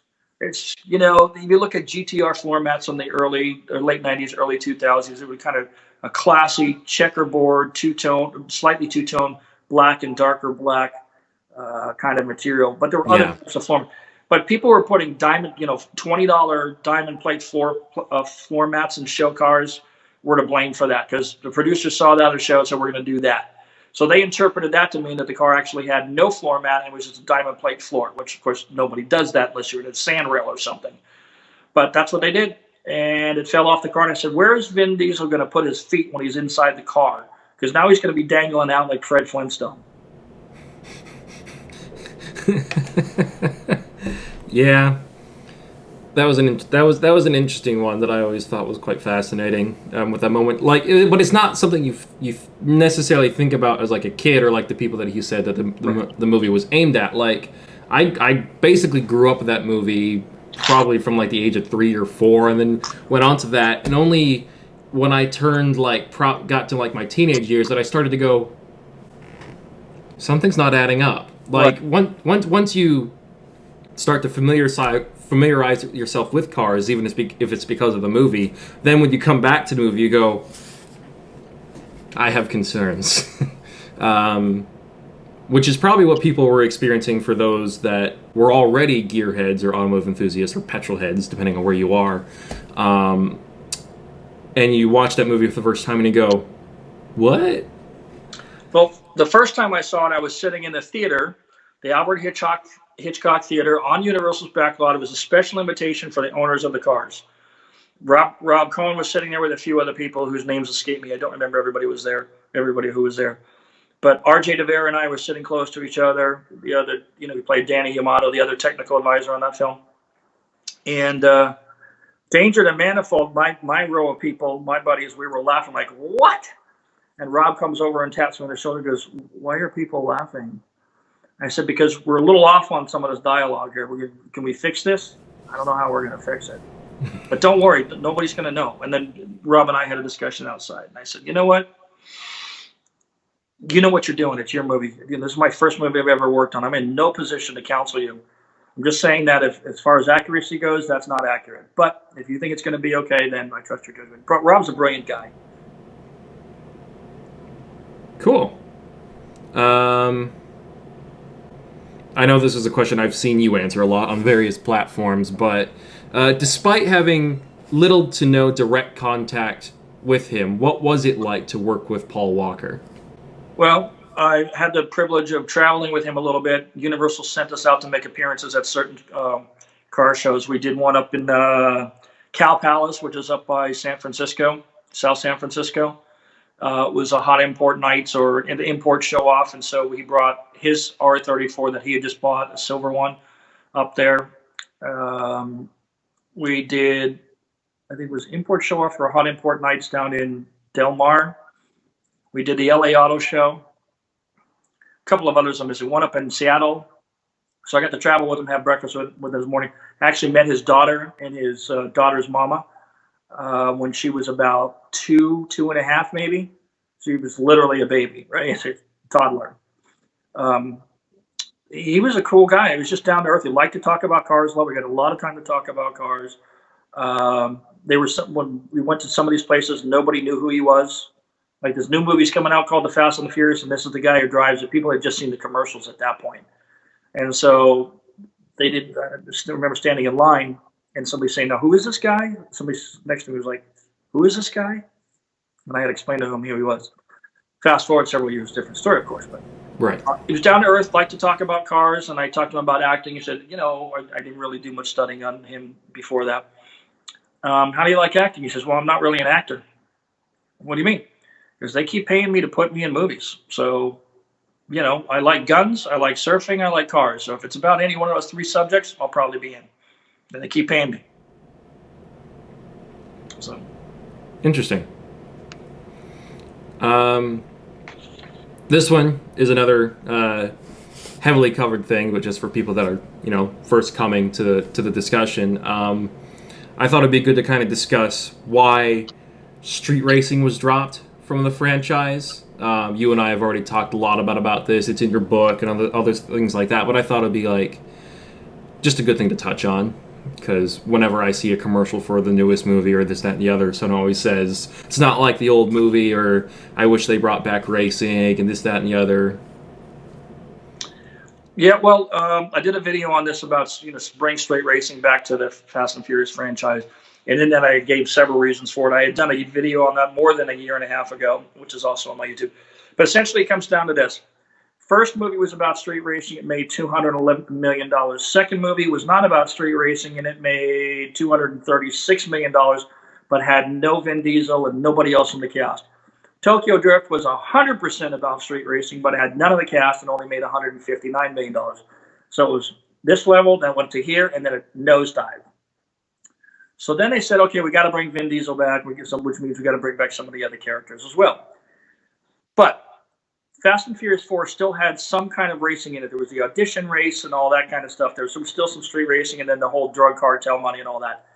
By Fast and Furious 5, this was around 2010, Vin Diesel gave an interview that said basically, we are now to the point where we are saving the world stuff. So street racing just doesn't fit into that culture. We're trying to put something in there, which is the one they did the race in Puerto Rico. I think that was 7, or was it 8? Is that the one where he drives backwards? Yeah. I think that was, if Fate of the Furious was 8, I think that was it. All right. Well, and essentially what he said was that, they've moved so far beyond that now that if they put anything in there at all, it would only be an homage to what, the grassroots of how this whole thing got started. Right. But Mike Fertrell, I mean, the studio heads, you have to watch the video. There's two people, the studio heads. I can't remember the names off my top of my head. When they wanted to reboot the franchise for Fast Five, they basically said street racing just doesn't have a place in this because we have moved beyond that now. Now it's super villains, and it's still a car movie because they have a ton of beautiful cars in the movie that you'll see nowhere else usually. But it's beyond that now. It's about the family. The family is the core theme. Saving the family, rescuing the family, becoming part of the family, getting kicked out of the family. Any one of those storylines will work for a fast movie. But street racing, the number of people around the globe who care about street racing is a minuscule proportion of the population. There's 8 billion people on this planet, okay?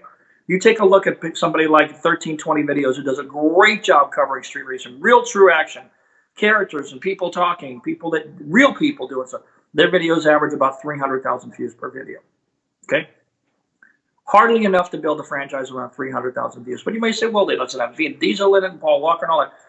Vin Diesel is 52 years old. Not a lot of 52-year-old dudes hanging out in the street races. And I know I'm going to get mail saying, hey, man, I'm 50 years old and I go to street races. And I just say to myself, okay, great. You live in a little rural town in some backwater location. It's not downtown LA or anything like that. But if that's what you can do and get away with it, great. It's just not enough of attraction. How do you build a 2-hour story around street racing? It's a bunch of your friends talking trash in your garage, why your car's slow, why you're slow, whatever. And then you go out to the drag races and your car runs 8 seconds or it runs 16 seconds.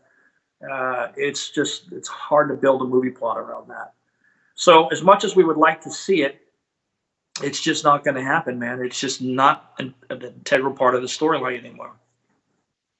Now, I have a petition online, as you probably saw. So I posted a petition in my video. I posted on my Instagram. As of last time I checked last week, and it had 7,500 signatures. Now, I have the direct contact name in the public relations department at Universal. I have his email and his phone number. Now, if I got 2 million signatures on that, you bet your ass I would set that thing in. 7,500 signatures on it, he's going to go, yeah, next. Yeah. So everybody says they want to see street racing come back. When it comes down to taking action, nobody wants to do it. So, that's it. Okay. And of course, and there's two parts to this last final question, and then we can kind of go on tangent to discuss anything that you want to discuss or anything like that, or we can finish. But why were certain cars picked over others? We can discuss things like availability, cost, or even sponsor deals you might have with certain manufacturers. Because a lot of people ask me things like, why didn't you use more R33s in the first movie? Why did Tyrese's car end up being an Eclipse when it could have been something like an MR2? That was something that someone said. So I thought it would just be cool to touch on that for people that don't quite know. Good questions, really good questions. So I'm going to talk about Fast 1 first because it's different, okay? Fast 1, we were working on a very low budget. We had less than $2 million to spend for everything related to picture cars. Buying cars, painting cars, fixing cars, putting gas in them, tires, wheels, brakes, repair, transportation of the cars to and from set, fixing the cars, all that other stuff, spare parts and all that. So we had to work with what we could get, So in one of the videos I did, I talked about how we picked the cars. Basically, I made recommendations for cars. For example, Brian was at one point they were talking about 3000 GT and the Z32 300ZX, which we ruled out. Eventually settled on the Supra. So they picked my car, which was very early on in the production. The second car they wanted to put him into was a 240SX. That was even in the script. It says 240SX. The problem with that is that he was going backwards. Again, this was the second conversation about going through the food chain. Yeah, and Letty was supposed to be in an Eclipse. I said, let's switch it around. I have the note. I have to figure out how I'm going to scan that document or make a video out of it. Anyway, so as we discussed about what cars we wanted to use, they wanted to see cars. So every Friday for 6 weeks, I was asked to hold a casting call on Universal's back lot where they did the Back to the Future thing, that square, right over in that area. So, okay, well, today we want to look at eclipses. So I called everybody I knew. This was before Facebook, before YouTube, before Instagram, before Snapchat, before Twitch, before Twitter, before all that. So the only way I had to do it is call up people I knew who knew other people. We're going to make it a movie called Red Line, because that's what it was called. Bring your car up if you want to be considered for a movie. It was like, yeah, right, you're full of shit. So whatever eclipses whatever eclipses showed up got considered. Okay, if they didn't show up, they didn't get considered. Period. End of sentence. No further discussion. We were on a tight timeline. I wanted an M3. The E46 M3 wasn't out yet. It was just a couple of months away coming out. So we're trying to get an E36 M3. Got a white plane went up there. They were bored with it. We brought up all kinds of stuff. All kinds of stuff. We would show them MR2s. I wanted an SW20 or MR2 in the first movie. 240 Essex had to be in the movie. FD-RX-7 had to be in the movie. What else am I missing? Honda Civics had to be in the movie. Acura Integra had to be in the movie. These are the cars of the day. 3000 GT be ruled out for the obvious reason because it's on par with a Supra and it needs to be down a peg or two so as not to upstage brand Supra. R33, we showed them an R32 and an R33. We couldn't get the cars from Motorex. There was no way to get them.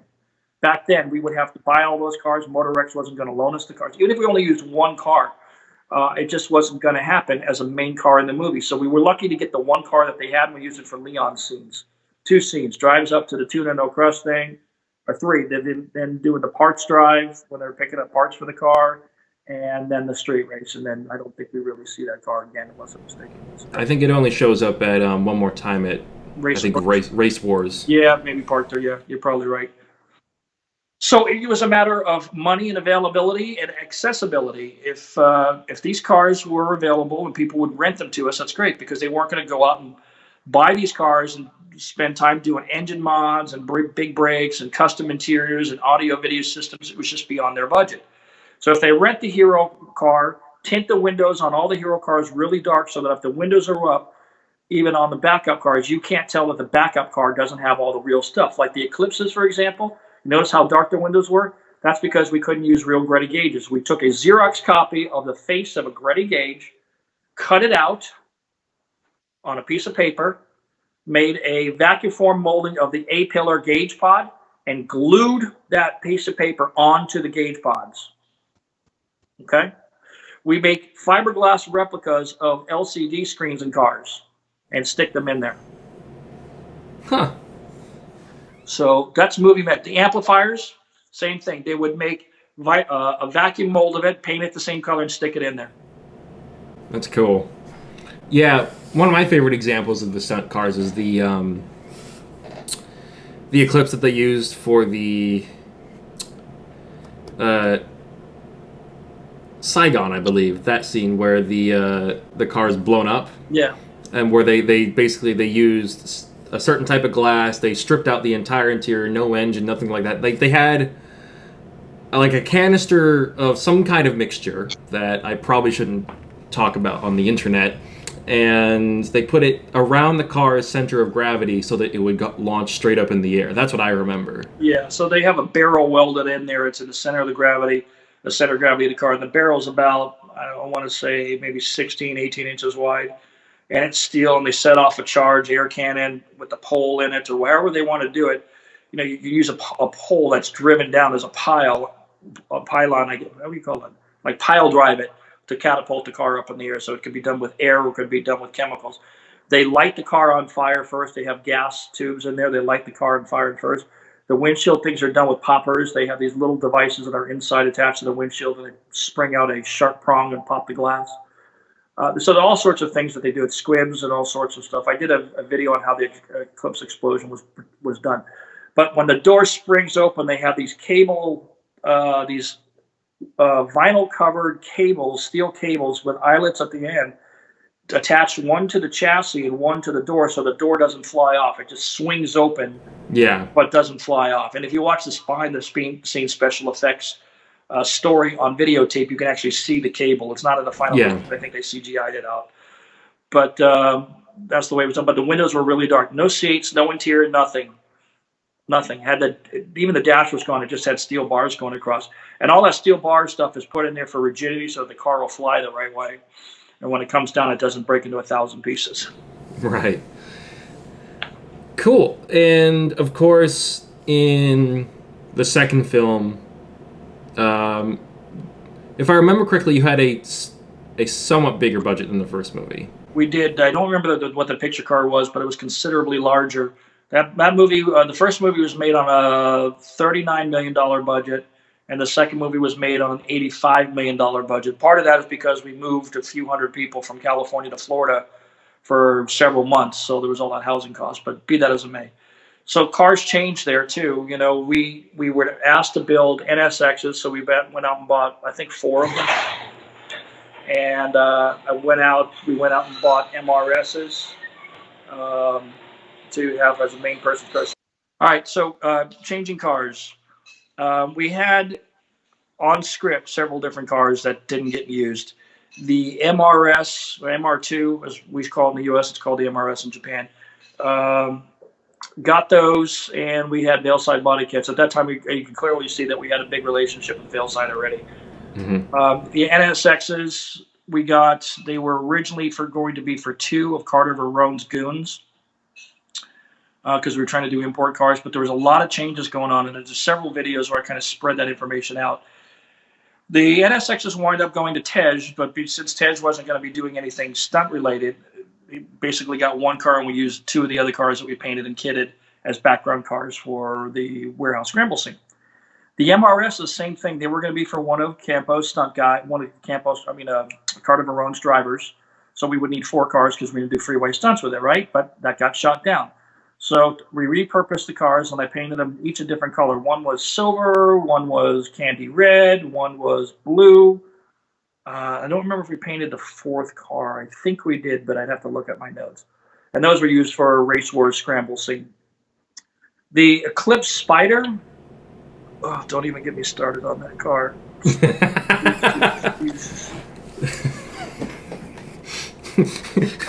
Okay, I got to preface this by saying, look, even at the time, I was in my early 30s at that time. I was not a dude who was into the dub chrome wheels on a tuner car. That was not me.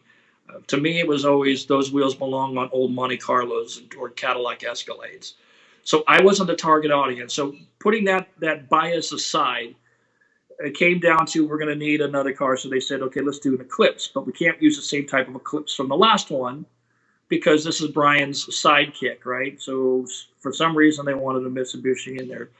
And the reason why is, what most people don't know, is because it's complex. Let me start from the beginning.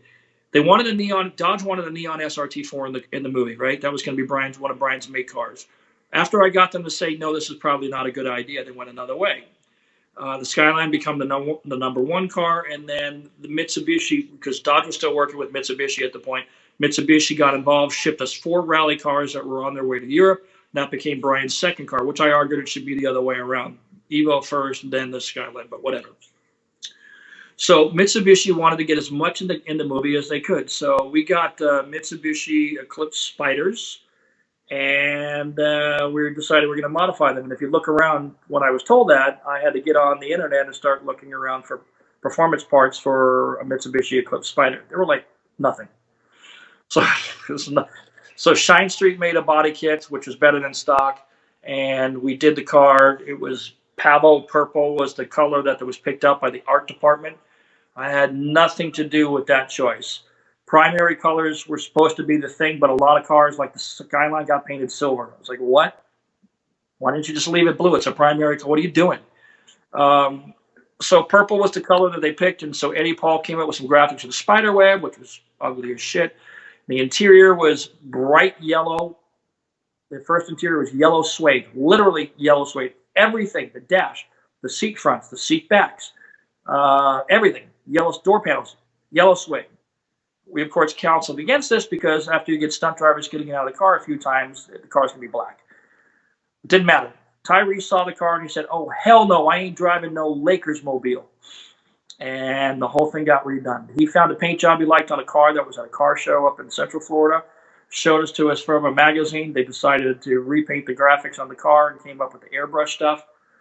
4 cars were painted in 4 days, which I got to tell you was no easy feat because it's all airbrush stuff. And then the interiors got redone at the same time. We sent them down to a little shop called Shamrock Auto Upholstery down in South Florida. And they had to do 4 interiors, including dash tops, by taking the dash out of the car in 5 days. And they did it. Oof. And that's the car. And then Tyrese personally hand-selected the giant chrome Lilmanike BR5s, which wound up costing the production about $40,000 for us, 4 sets for the sets that we needed. $40,000 for wheels. That's a lot. Okay, again, I got to stress to your viewers again, a technical advisor, the key word in that title is advisor. Okay, you give advice. They can tell you, thank you for your advice, go get bent. Or they can tell you, yes, I like your advice, let's do something like that. It's one or the other. You can't take it personally. So there was a couple times I almost walked off the set, though, honestly, on that second movie with some of the stunts. There was musical chairs with some of these cars. We bought a bunch of Shelby Cobras. They decided, oh, no, we're not going to use that now. We're going to replace it with an NSX. Okay. So we go get 4 NSXs. It was just chaos. It was chaos. But, you know, the producers have a say. The director has a say. The picture car team has a lot of the say. They make, because the picture car team is responsible for making suggestions of what cars might work in these roles because they're the experts. And working in the picture car department, there was a lot of those discussions. There's several people sitting in that same office that I occupied who had decades of experience with cars. And so you make the suggestions and figure out, you read the script, figure out what car might fit for a particular character. Some of them, they got it right on target, for example. I mean, a lot of people don't know that the Dodge Charger in the first movie was supposed to be an early 90s Buick Regal, which is a front-wheel drive 3.1-liter V6. And it's even written into one of the scripts like that, the early scripts. It's written in like that. So that car almost never happened. The Dodge Charger almost never happened. And quick question. I can't quite remember his name off the top of my head. The person who designed a lot of the decals for the cars, at least in the first movie. Troy Lee did several of the graphics. He did the cars that had the airbrush layered graphics. So that would include the Maxima, the Supra, the FDRX7, most of the main hero cars. I'm trying to think if there's one that he didn't design. I'd have to get back to that. I don't remember the top of my head. But all these gladiators and robot warriors or whatever you want to call them, like I said on my Supra, it was a Trojan war helmet. And then somebody told me, you need an Urban Dictionary, the phrase Trojan war helmet. It's not what you think it is. And if you do that after this video, you're going to text me back and say, OMG. Anyway, long story short, there was one, the Maxima. What a lot of people don't realize is that the Austin Powers movie came out in 1996. And if you remember Austin Powers, he said, I want sharks with laser beams coming, for the eyes, right? The Maxima graphic was a shark with a laser beam coming out of its eyes. So I feel like Troy Lee was going like, was talking to stuff. You know what? I'm out of ideas for these graphics because I've got everything. Naked ladies riding rockets, which isn't phallic and sexual in reference or suggestion. Trojan war helmet, nuclear gladiators, pocket rocket missiles, anything phallic and any kind of reference. I'm out of ideas. Dude, you know what'd be funny? You see Austin Powers? Let's do a shark with freaking laser beams coming out of its eyes. Let's do it. And that wound up with the Maxima. People wonder why I took the graphics off the cars. But to Troy's credit, Troy was brilliant because you had to design these cars with graphics that you would not see on any of the background cars back in the late 90s, early 2000s. Everybody was running graphics on their cars, and everybody pretty much followed the same thing. It's flames, it's tribal, it's barbed wire, it's bubbles, it's splashes, it's scallops, or whatever it is. Everybody was doing that. So how do you as a designer come up with something that's unique without ripping off and getting into licensing problems with manga comics or anime or anything like that, any of the stuff from Japan? How do you do that? So he had to design it. It was no easy job. And you can I'll tell you what, none of those cars on set got confused with any of the background cars. There's no way. Bright colors and then off the beaten path kind of graphics. He did it. He nailed it. I think the interest. And now, sorry, go ahead.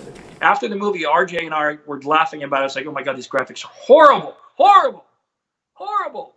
Says, yeah, God, you'll never see that in real life. And then, the first time we started seeing it on social media, several years later, 8 or 10 years later, it's like, have you seen this? People are starting to copy the graphics from the first movie, and I'm like, OMG. It just proves my point that if it's on the big screen, There are people who want to emulate that, right? It explains the Kardashians' whole career. But I don't know, man. It was what it was, but now it's just nostalgia. So people are just, reliving it. Yeah. I think it's pretty cool because I think a lot of people that are also growing up with those movies have started to be able to have their own cars and do those sorts of things, and like, because I'm one of those people. I don't know if I'm gonna try and emulate to the letter. There are a lot of people out there that do some very incredible replicas of cars. That sounds like more work than just building a car, because you have to source a lot of parts that are discontinued, and if you're trying to get things correct, it can be very complicated. It's more I like the style, the both sides of the coin. You've got the stuff that Troy Lee did, but I also like the stuff that's actually prototypical to the era. So kind of stuff that you have on your car, and the way you had your Supra before it was in the film. I kind of like both sides of the coin. I like the crazy, unique, new era, but I also kind of like the old, almost kind of forgotten era of the 90s, early 2000s when it comes to tuner cars. And that's the evolution also includes the fact that you're going to force to evolve because a lot of those manufacturers are out of business. I get dozens of emails a week from people, 16-year-olds, who think that their parents are going to buy them an R34 GTR when they get their driver's license, and they want the parts list so they can go start building their R34 GTR as a movie car, which of course is not realistic. Number one, your parents are not buying you an R34 GTR unless they're a sheik and you live in Dubai. Number two, even if your parents were rich in the United States, not many parents are dumb enough to give a 16-year-old a 270 horsepower all-wheel drive car that they're going to funkify and modify and make 800 horsepower. But beyond that, there's the fact that these parts are just not available. The HRE 446 wheels, there's only a handful of sets in the world that fit that car. And they stopped making them 16 years ago. The Eclipse wheels stopped making them 16 years ago. The owner of the company is a personal friend of mine. He was best man at my wedding. He told me point blank, we've made 500 sets of those wheels in total across all sizes and all fitments. So it's a total of 500 wheels floating, or 500 sets of wheels, which is 2,000 wheels, and not all of them fit the Eclipse. So if you're going to go out and buy an Eclipse and see if you think you're going to buy the body kit, you're going to buy a replica of a kit that was a replica of another kit. Okay, and those things fit like shit. And if you think that you're going to go out and buy the wheels, good luck. If you think you're going to find the actual APR wing, you can find wings that are kind of close, but with movie cars, if replicas, if you don't put exactly the right part on it, I mean exactly, you're going to get roasted mercilessly. Mercilessly. And then these kids go out and buy eBay decals, which are for the cars, which are garbage. They're not even close. Any person who's seen the cars in real life or seen pictures of the real cars will tell you they're not even close. And they spent $159. And so what they're putting together is a car that has a couple of the parts that are close, usually bad workmanship. The interior stuff is not done. The engine stuff isn't done, and they're calling it a replica. It's really more of a tribute. If you can live with that, knock yourself out.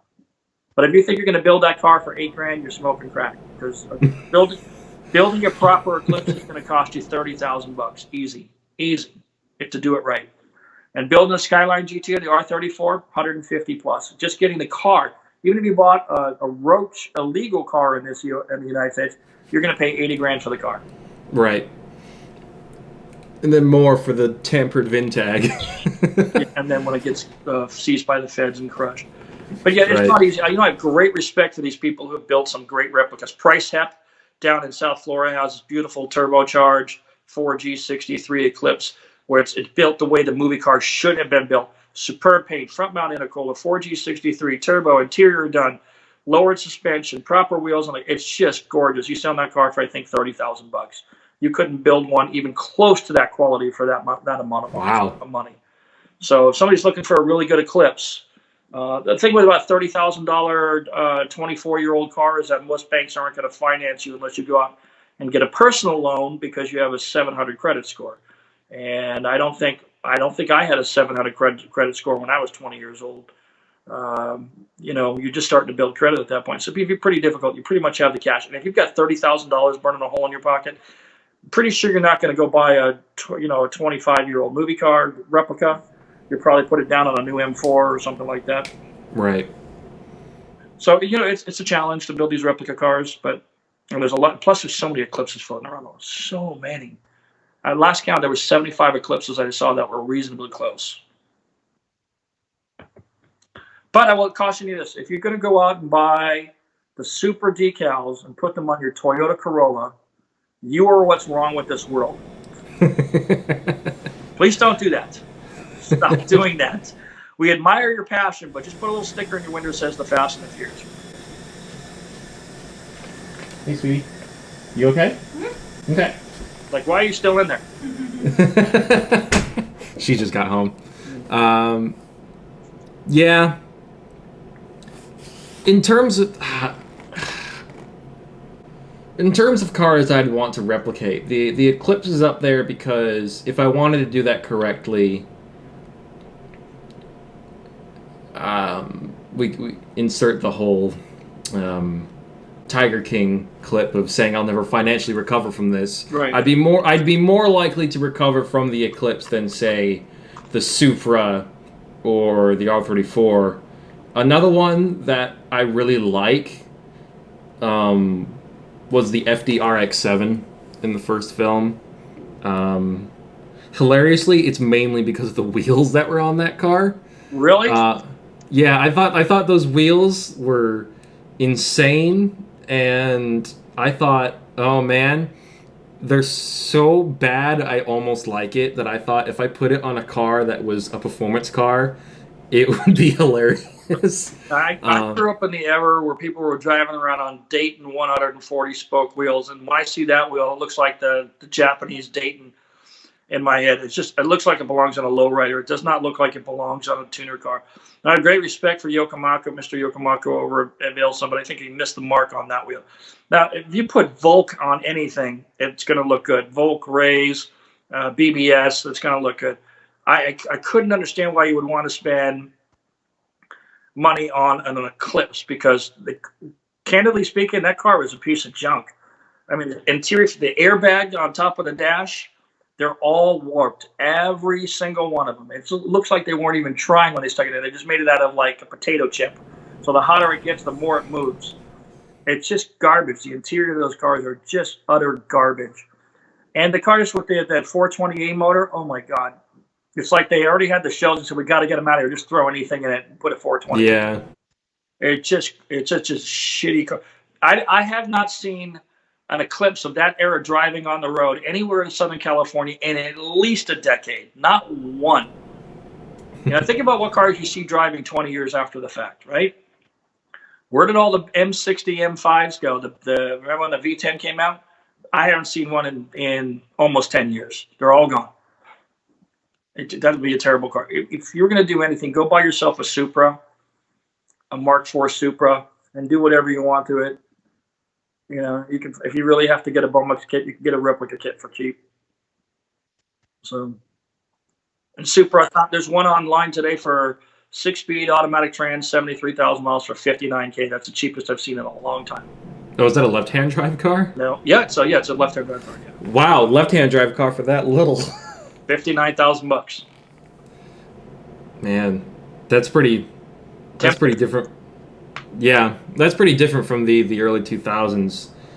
Like, if I remember correctly, on a blog post or something, you said that your car, when you got it, I don't think it was new. I think it was used, and obviously because the U.S. didn't have the 2000 model year Supra. What am I saying?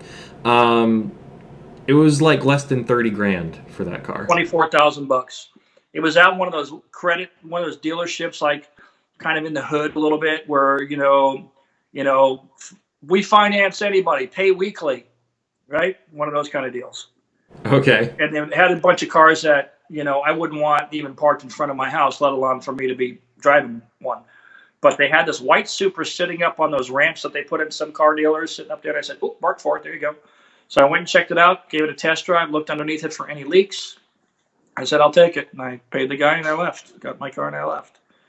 And that was it. $24,000 for a twin turbo 6-speed car. It was good shape. Man, I feel like if you want to pay that kind of money for a Supra, it's going to be one of the NA automatic cars. And right-hand drive. Yeah, that too. I don't know why people don't want right-hand drive Supras in this country. I just can't figure it out. But they're far, far less than the left-hand drive cars. But it is what it is. I'm looking forward to when we start getting into the. I don't think because the last model year for the Supra in the U.S. was '98. Right, 1,221 sold that year. And I'm looking forward to when we start getting into the model years that we didn't get to have, because there were a few trinkets on the last few model years of the Supra that I think would be interesting to see in the U.S. if you're keeping the car fairly stock. Like, because they went all the way up to 2002, I believe, in Japan. Yeah, but then you're going to have to get a right-hand drive car. Right. Which isn't, for anyone that's driven a right-hand drive car, that's not a setback, so. Now, some people is just like, there's no way I can't drive a right-hand drive car. And it's like, okay, whatever. But, you know, most people who could drive can get in anything and drive. You can get in a forklift and drive instantly. Oh, okay, this one goes up, this one goes down. All right, let's go. That's it. That's all you need to know. Right? Yeah, right-hand drives, I feel like I've only kind of, I need to compose my brain. I've only observed this kind of in the U.S. where there's a bit of a fear against the steering wheel being on the opposite side. Because when I was in the U.K., I was in Singapore and the Netherlands, there wasn't as big of a fear of left-hand drives or whatever was the opposite in that country. And the first observation I made was it's not that different from a right-hand drive car. You know, the shift pattern is still the same. It's not like it's inverted. Right. The controls for the wipers and the indicators are, for the most part, the same. So you don't have to do that many calculations in your head. And unless if you're in a country where the wheel is on the wrong side, you don't even have to think about curbs or lanes or walls. I know you said with the Skyline you said the high cast turning, which is, I think that's what you call the mechanism where the wheels in the back kind of turn a little bit. Yeah, at low speeds they turn the opposite way you're going to go, right? And so, unless if you're dealing with something like that, yeah, you kind of have to think about that, but it's not something you can't get used to, because at the end of the day, it's all kind of like playing an instrument. You just learn it through muscle memory and you get used to it. Exactly. Muscle memory, that's the thing. Anyway, if you spent 35 years driving in this country like I have, you know, you have pretty good muscle memory for certain things, but and then if you've never driven a right-hand drive car, you know, it's going to take you 20 minutes. Like I said, it took me 20 minutes to adapt. Not a big deal. But, you know, values are going to go up for cars that were precious, you know. It's matter of fact. I mean, there's certain cars where it will take a very long time for cars to go up in value. Like a base, your garden variety Dodge Challenger, for example. They've made so many of those things now that 50 years from now, they're not going to be, you know, $150,000. Now, a Hellcat would, but a base Dodge Challenger with a V6 engine, yeah, no. Probably not. Right. Not unless they've, you know, globally banned all internal combustion engines and you found this one in a barn. But yeah. Right. But the Supras will always be valuable. You know, 50 years from now, we'll still see people who have a few holdout Supras, whether the left-hand drive or right-hand drive, and have been restored and are fetching, you know, well into the six figures. You know, the historical cars will always survive. The problem is that every fuckboy in America who's had a Supra that ruined it, you know, the next person who gets that car has got to undo all that nonsense that people have done to the cars, and especially wiring stuff. The replica Supra that a friend shipped me from a foreign country that I had down here for a couple of months, who shall remain nameless. That car is a salvage title. It crabs down the street. It's sideways. It's not, and it's a hot mess. It looks like it was fixed by three villagers in the center of Mexico in the middle of the night by candlelight. The craftsmanship is horrific, bad. And now he's having to go through and redo the car. I had it down here at our shop here for 3 months, and we started pulling that thing apart and realized that car really, you need to take the good parts off and start with a new shell.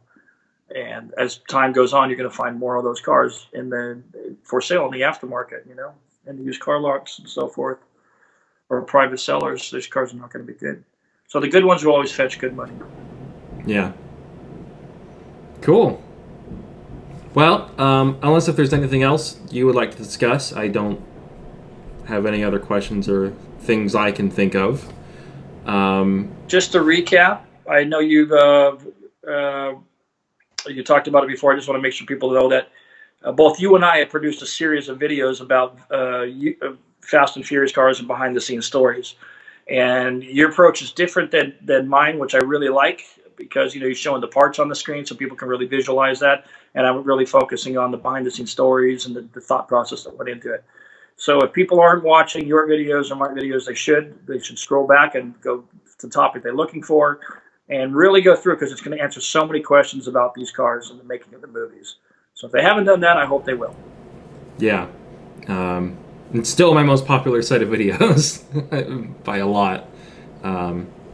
The whole reason why I haven't made any in a while is because, for one, I've been busy, as you know. I've had, and the world's rotating in the wrong direction and all sorts of weird stuff. And you and Sean are also making your own videos occasionally. And even though I know that you're fine with me making videos on similar topics to you, I try to do things that are still kind of unique and in my own lane. And so I took some time to kind of think about how I would continue to do those videos while still doing something that isn't mimicking what you're doing, so that people can watch my videos and watch yours kind of back to back and still feel like they've gained something. And so that's the main reason why I wanted to try this format, because for one, it takes out me having to write a script and accidentally making any mistakes or accidentally writing a 2 instead of a 3 when I'm talking about how much a Honda S2000 weighs, for instance.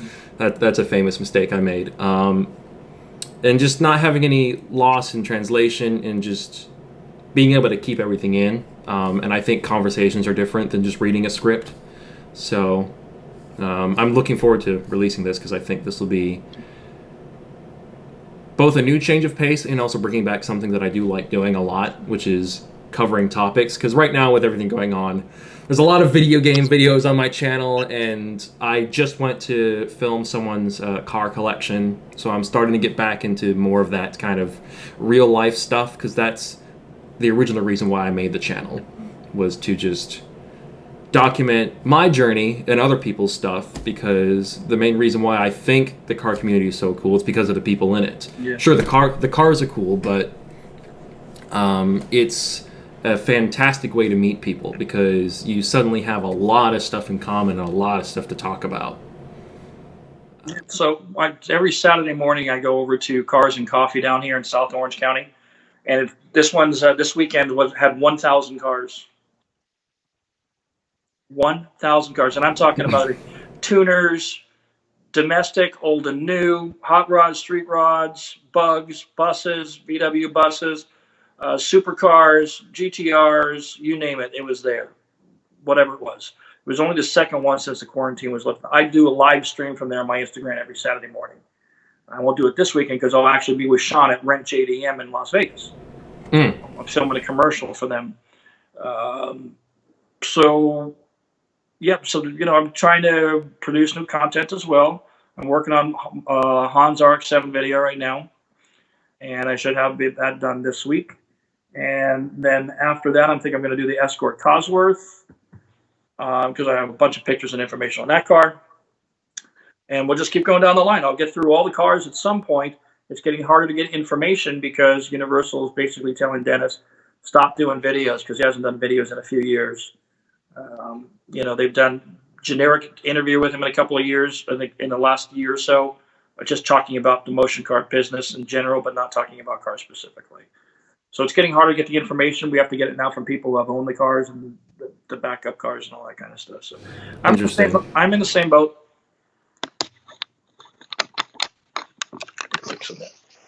boat as you. Yeah. At least, I feel like the main consolation, I don't know if you've heard about this as a kind of a recent event thing to briefly talk about, is the franchise owners for Gone in 60 Seconds. Have you heard about this? Oh, yeah. I was on with Matt Farrer. We did a live together the other night on YouTube. To be clear about that, there's somebody who owns the Eleanor name. So if you're producing something that has the Eleanor name, you're going to get sued. And you have no rights to the property. This went on with Batmobiles years ago.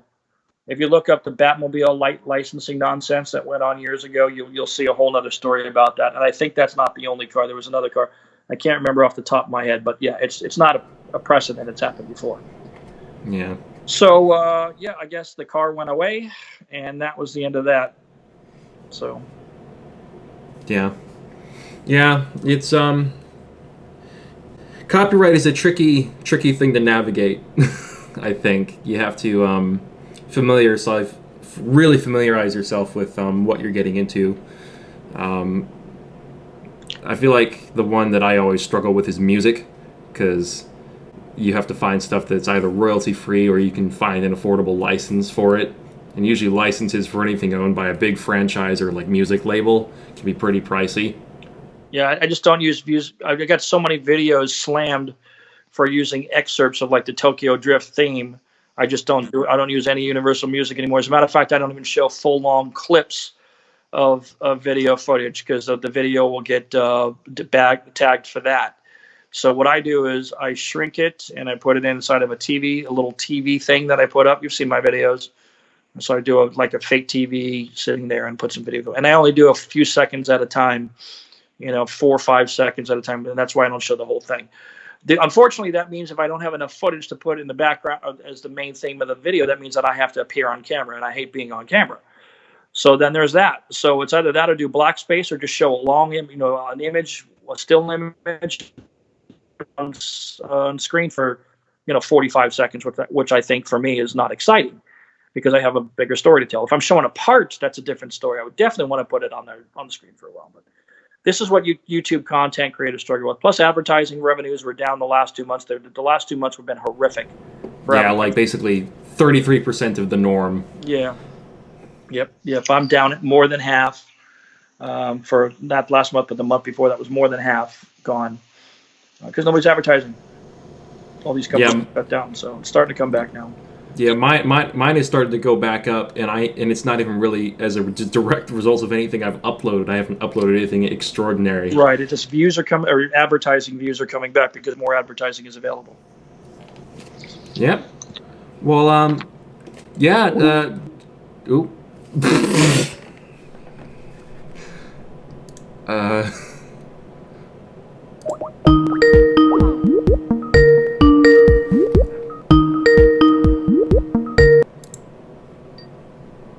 Oh, there we go.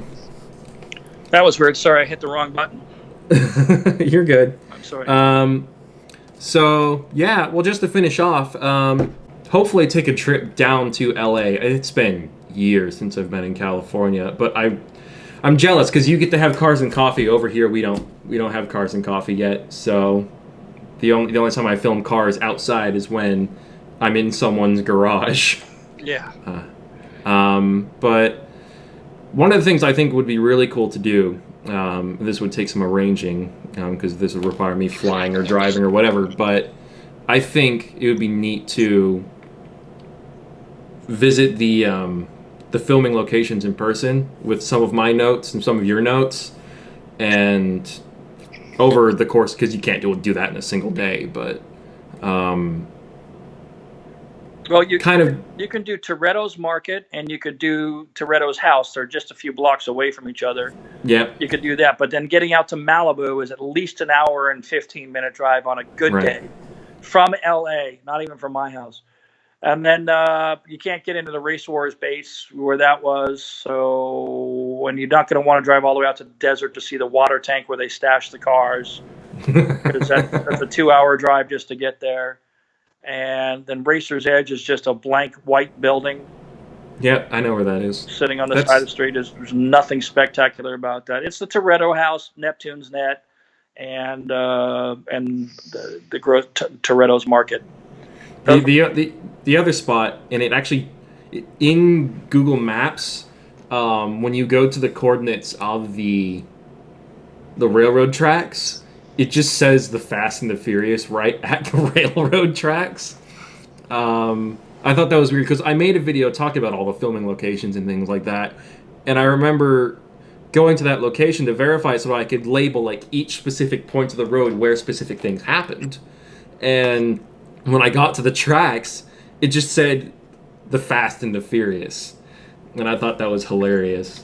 What's ironic is that one of the cross streets right there is Tuna Street. Yeah. Tuna Street. I was like, what?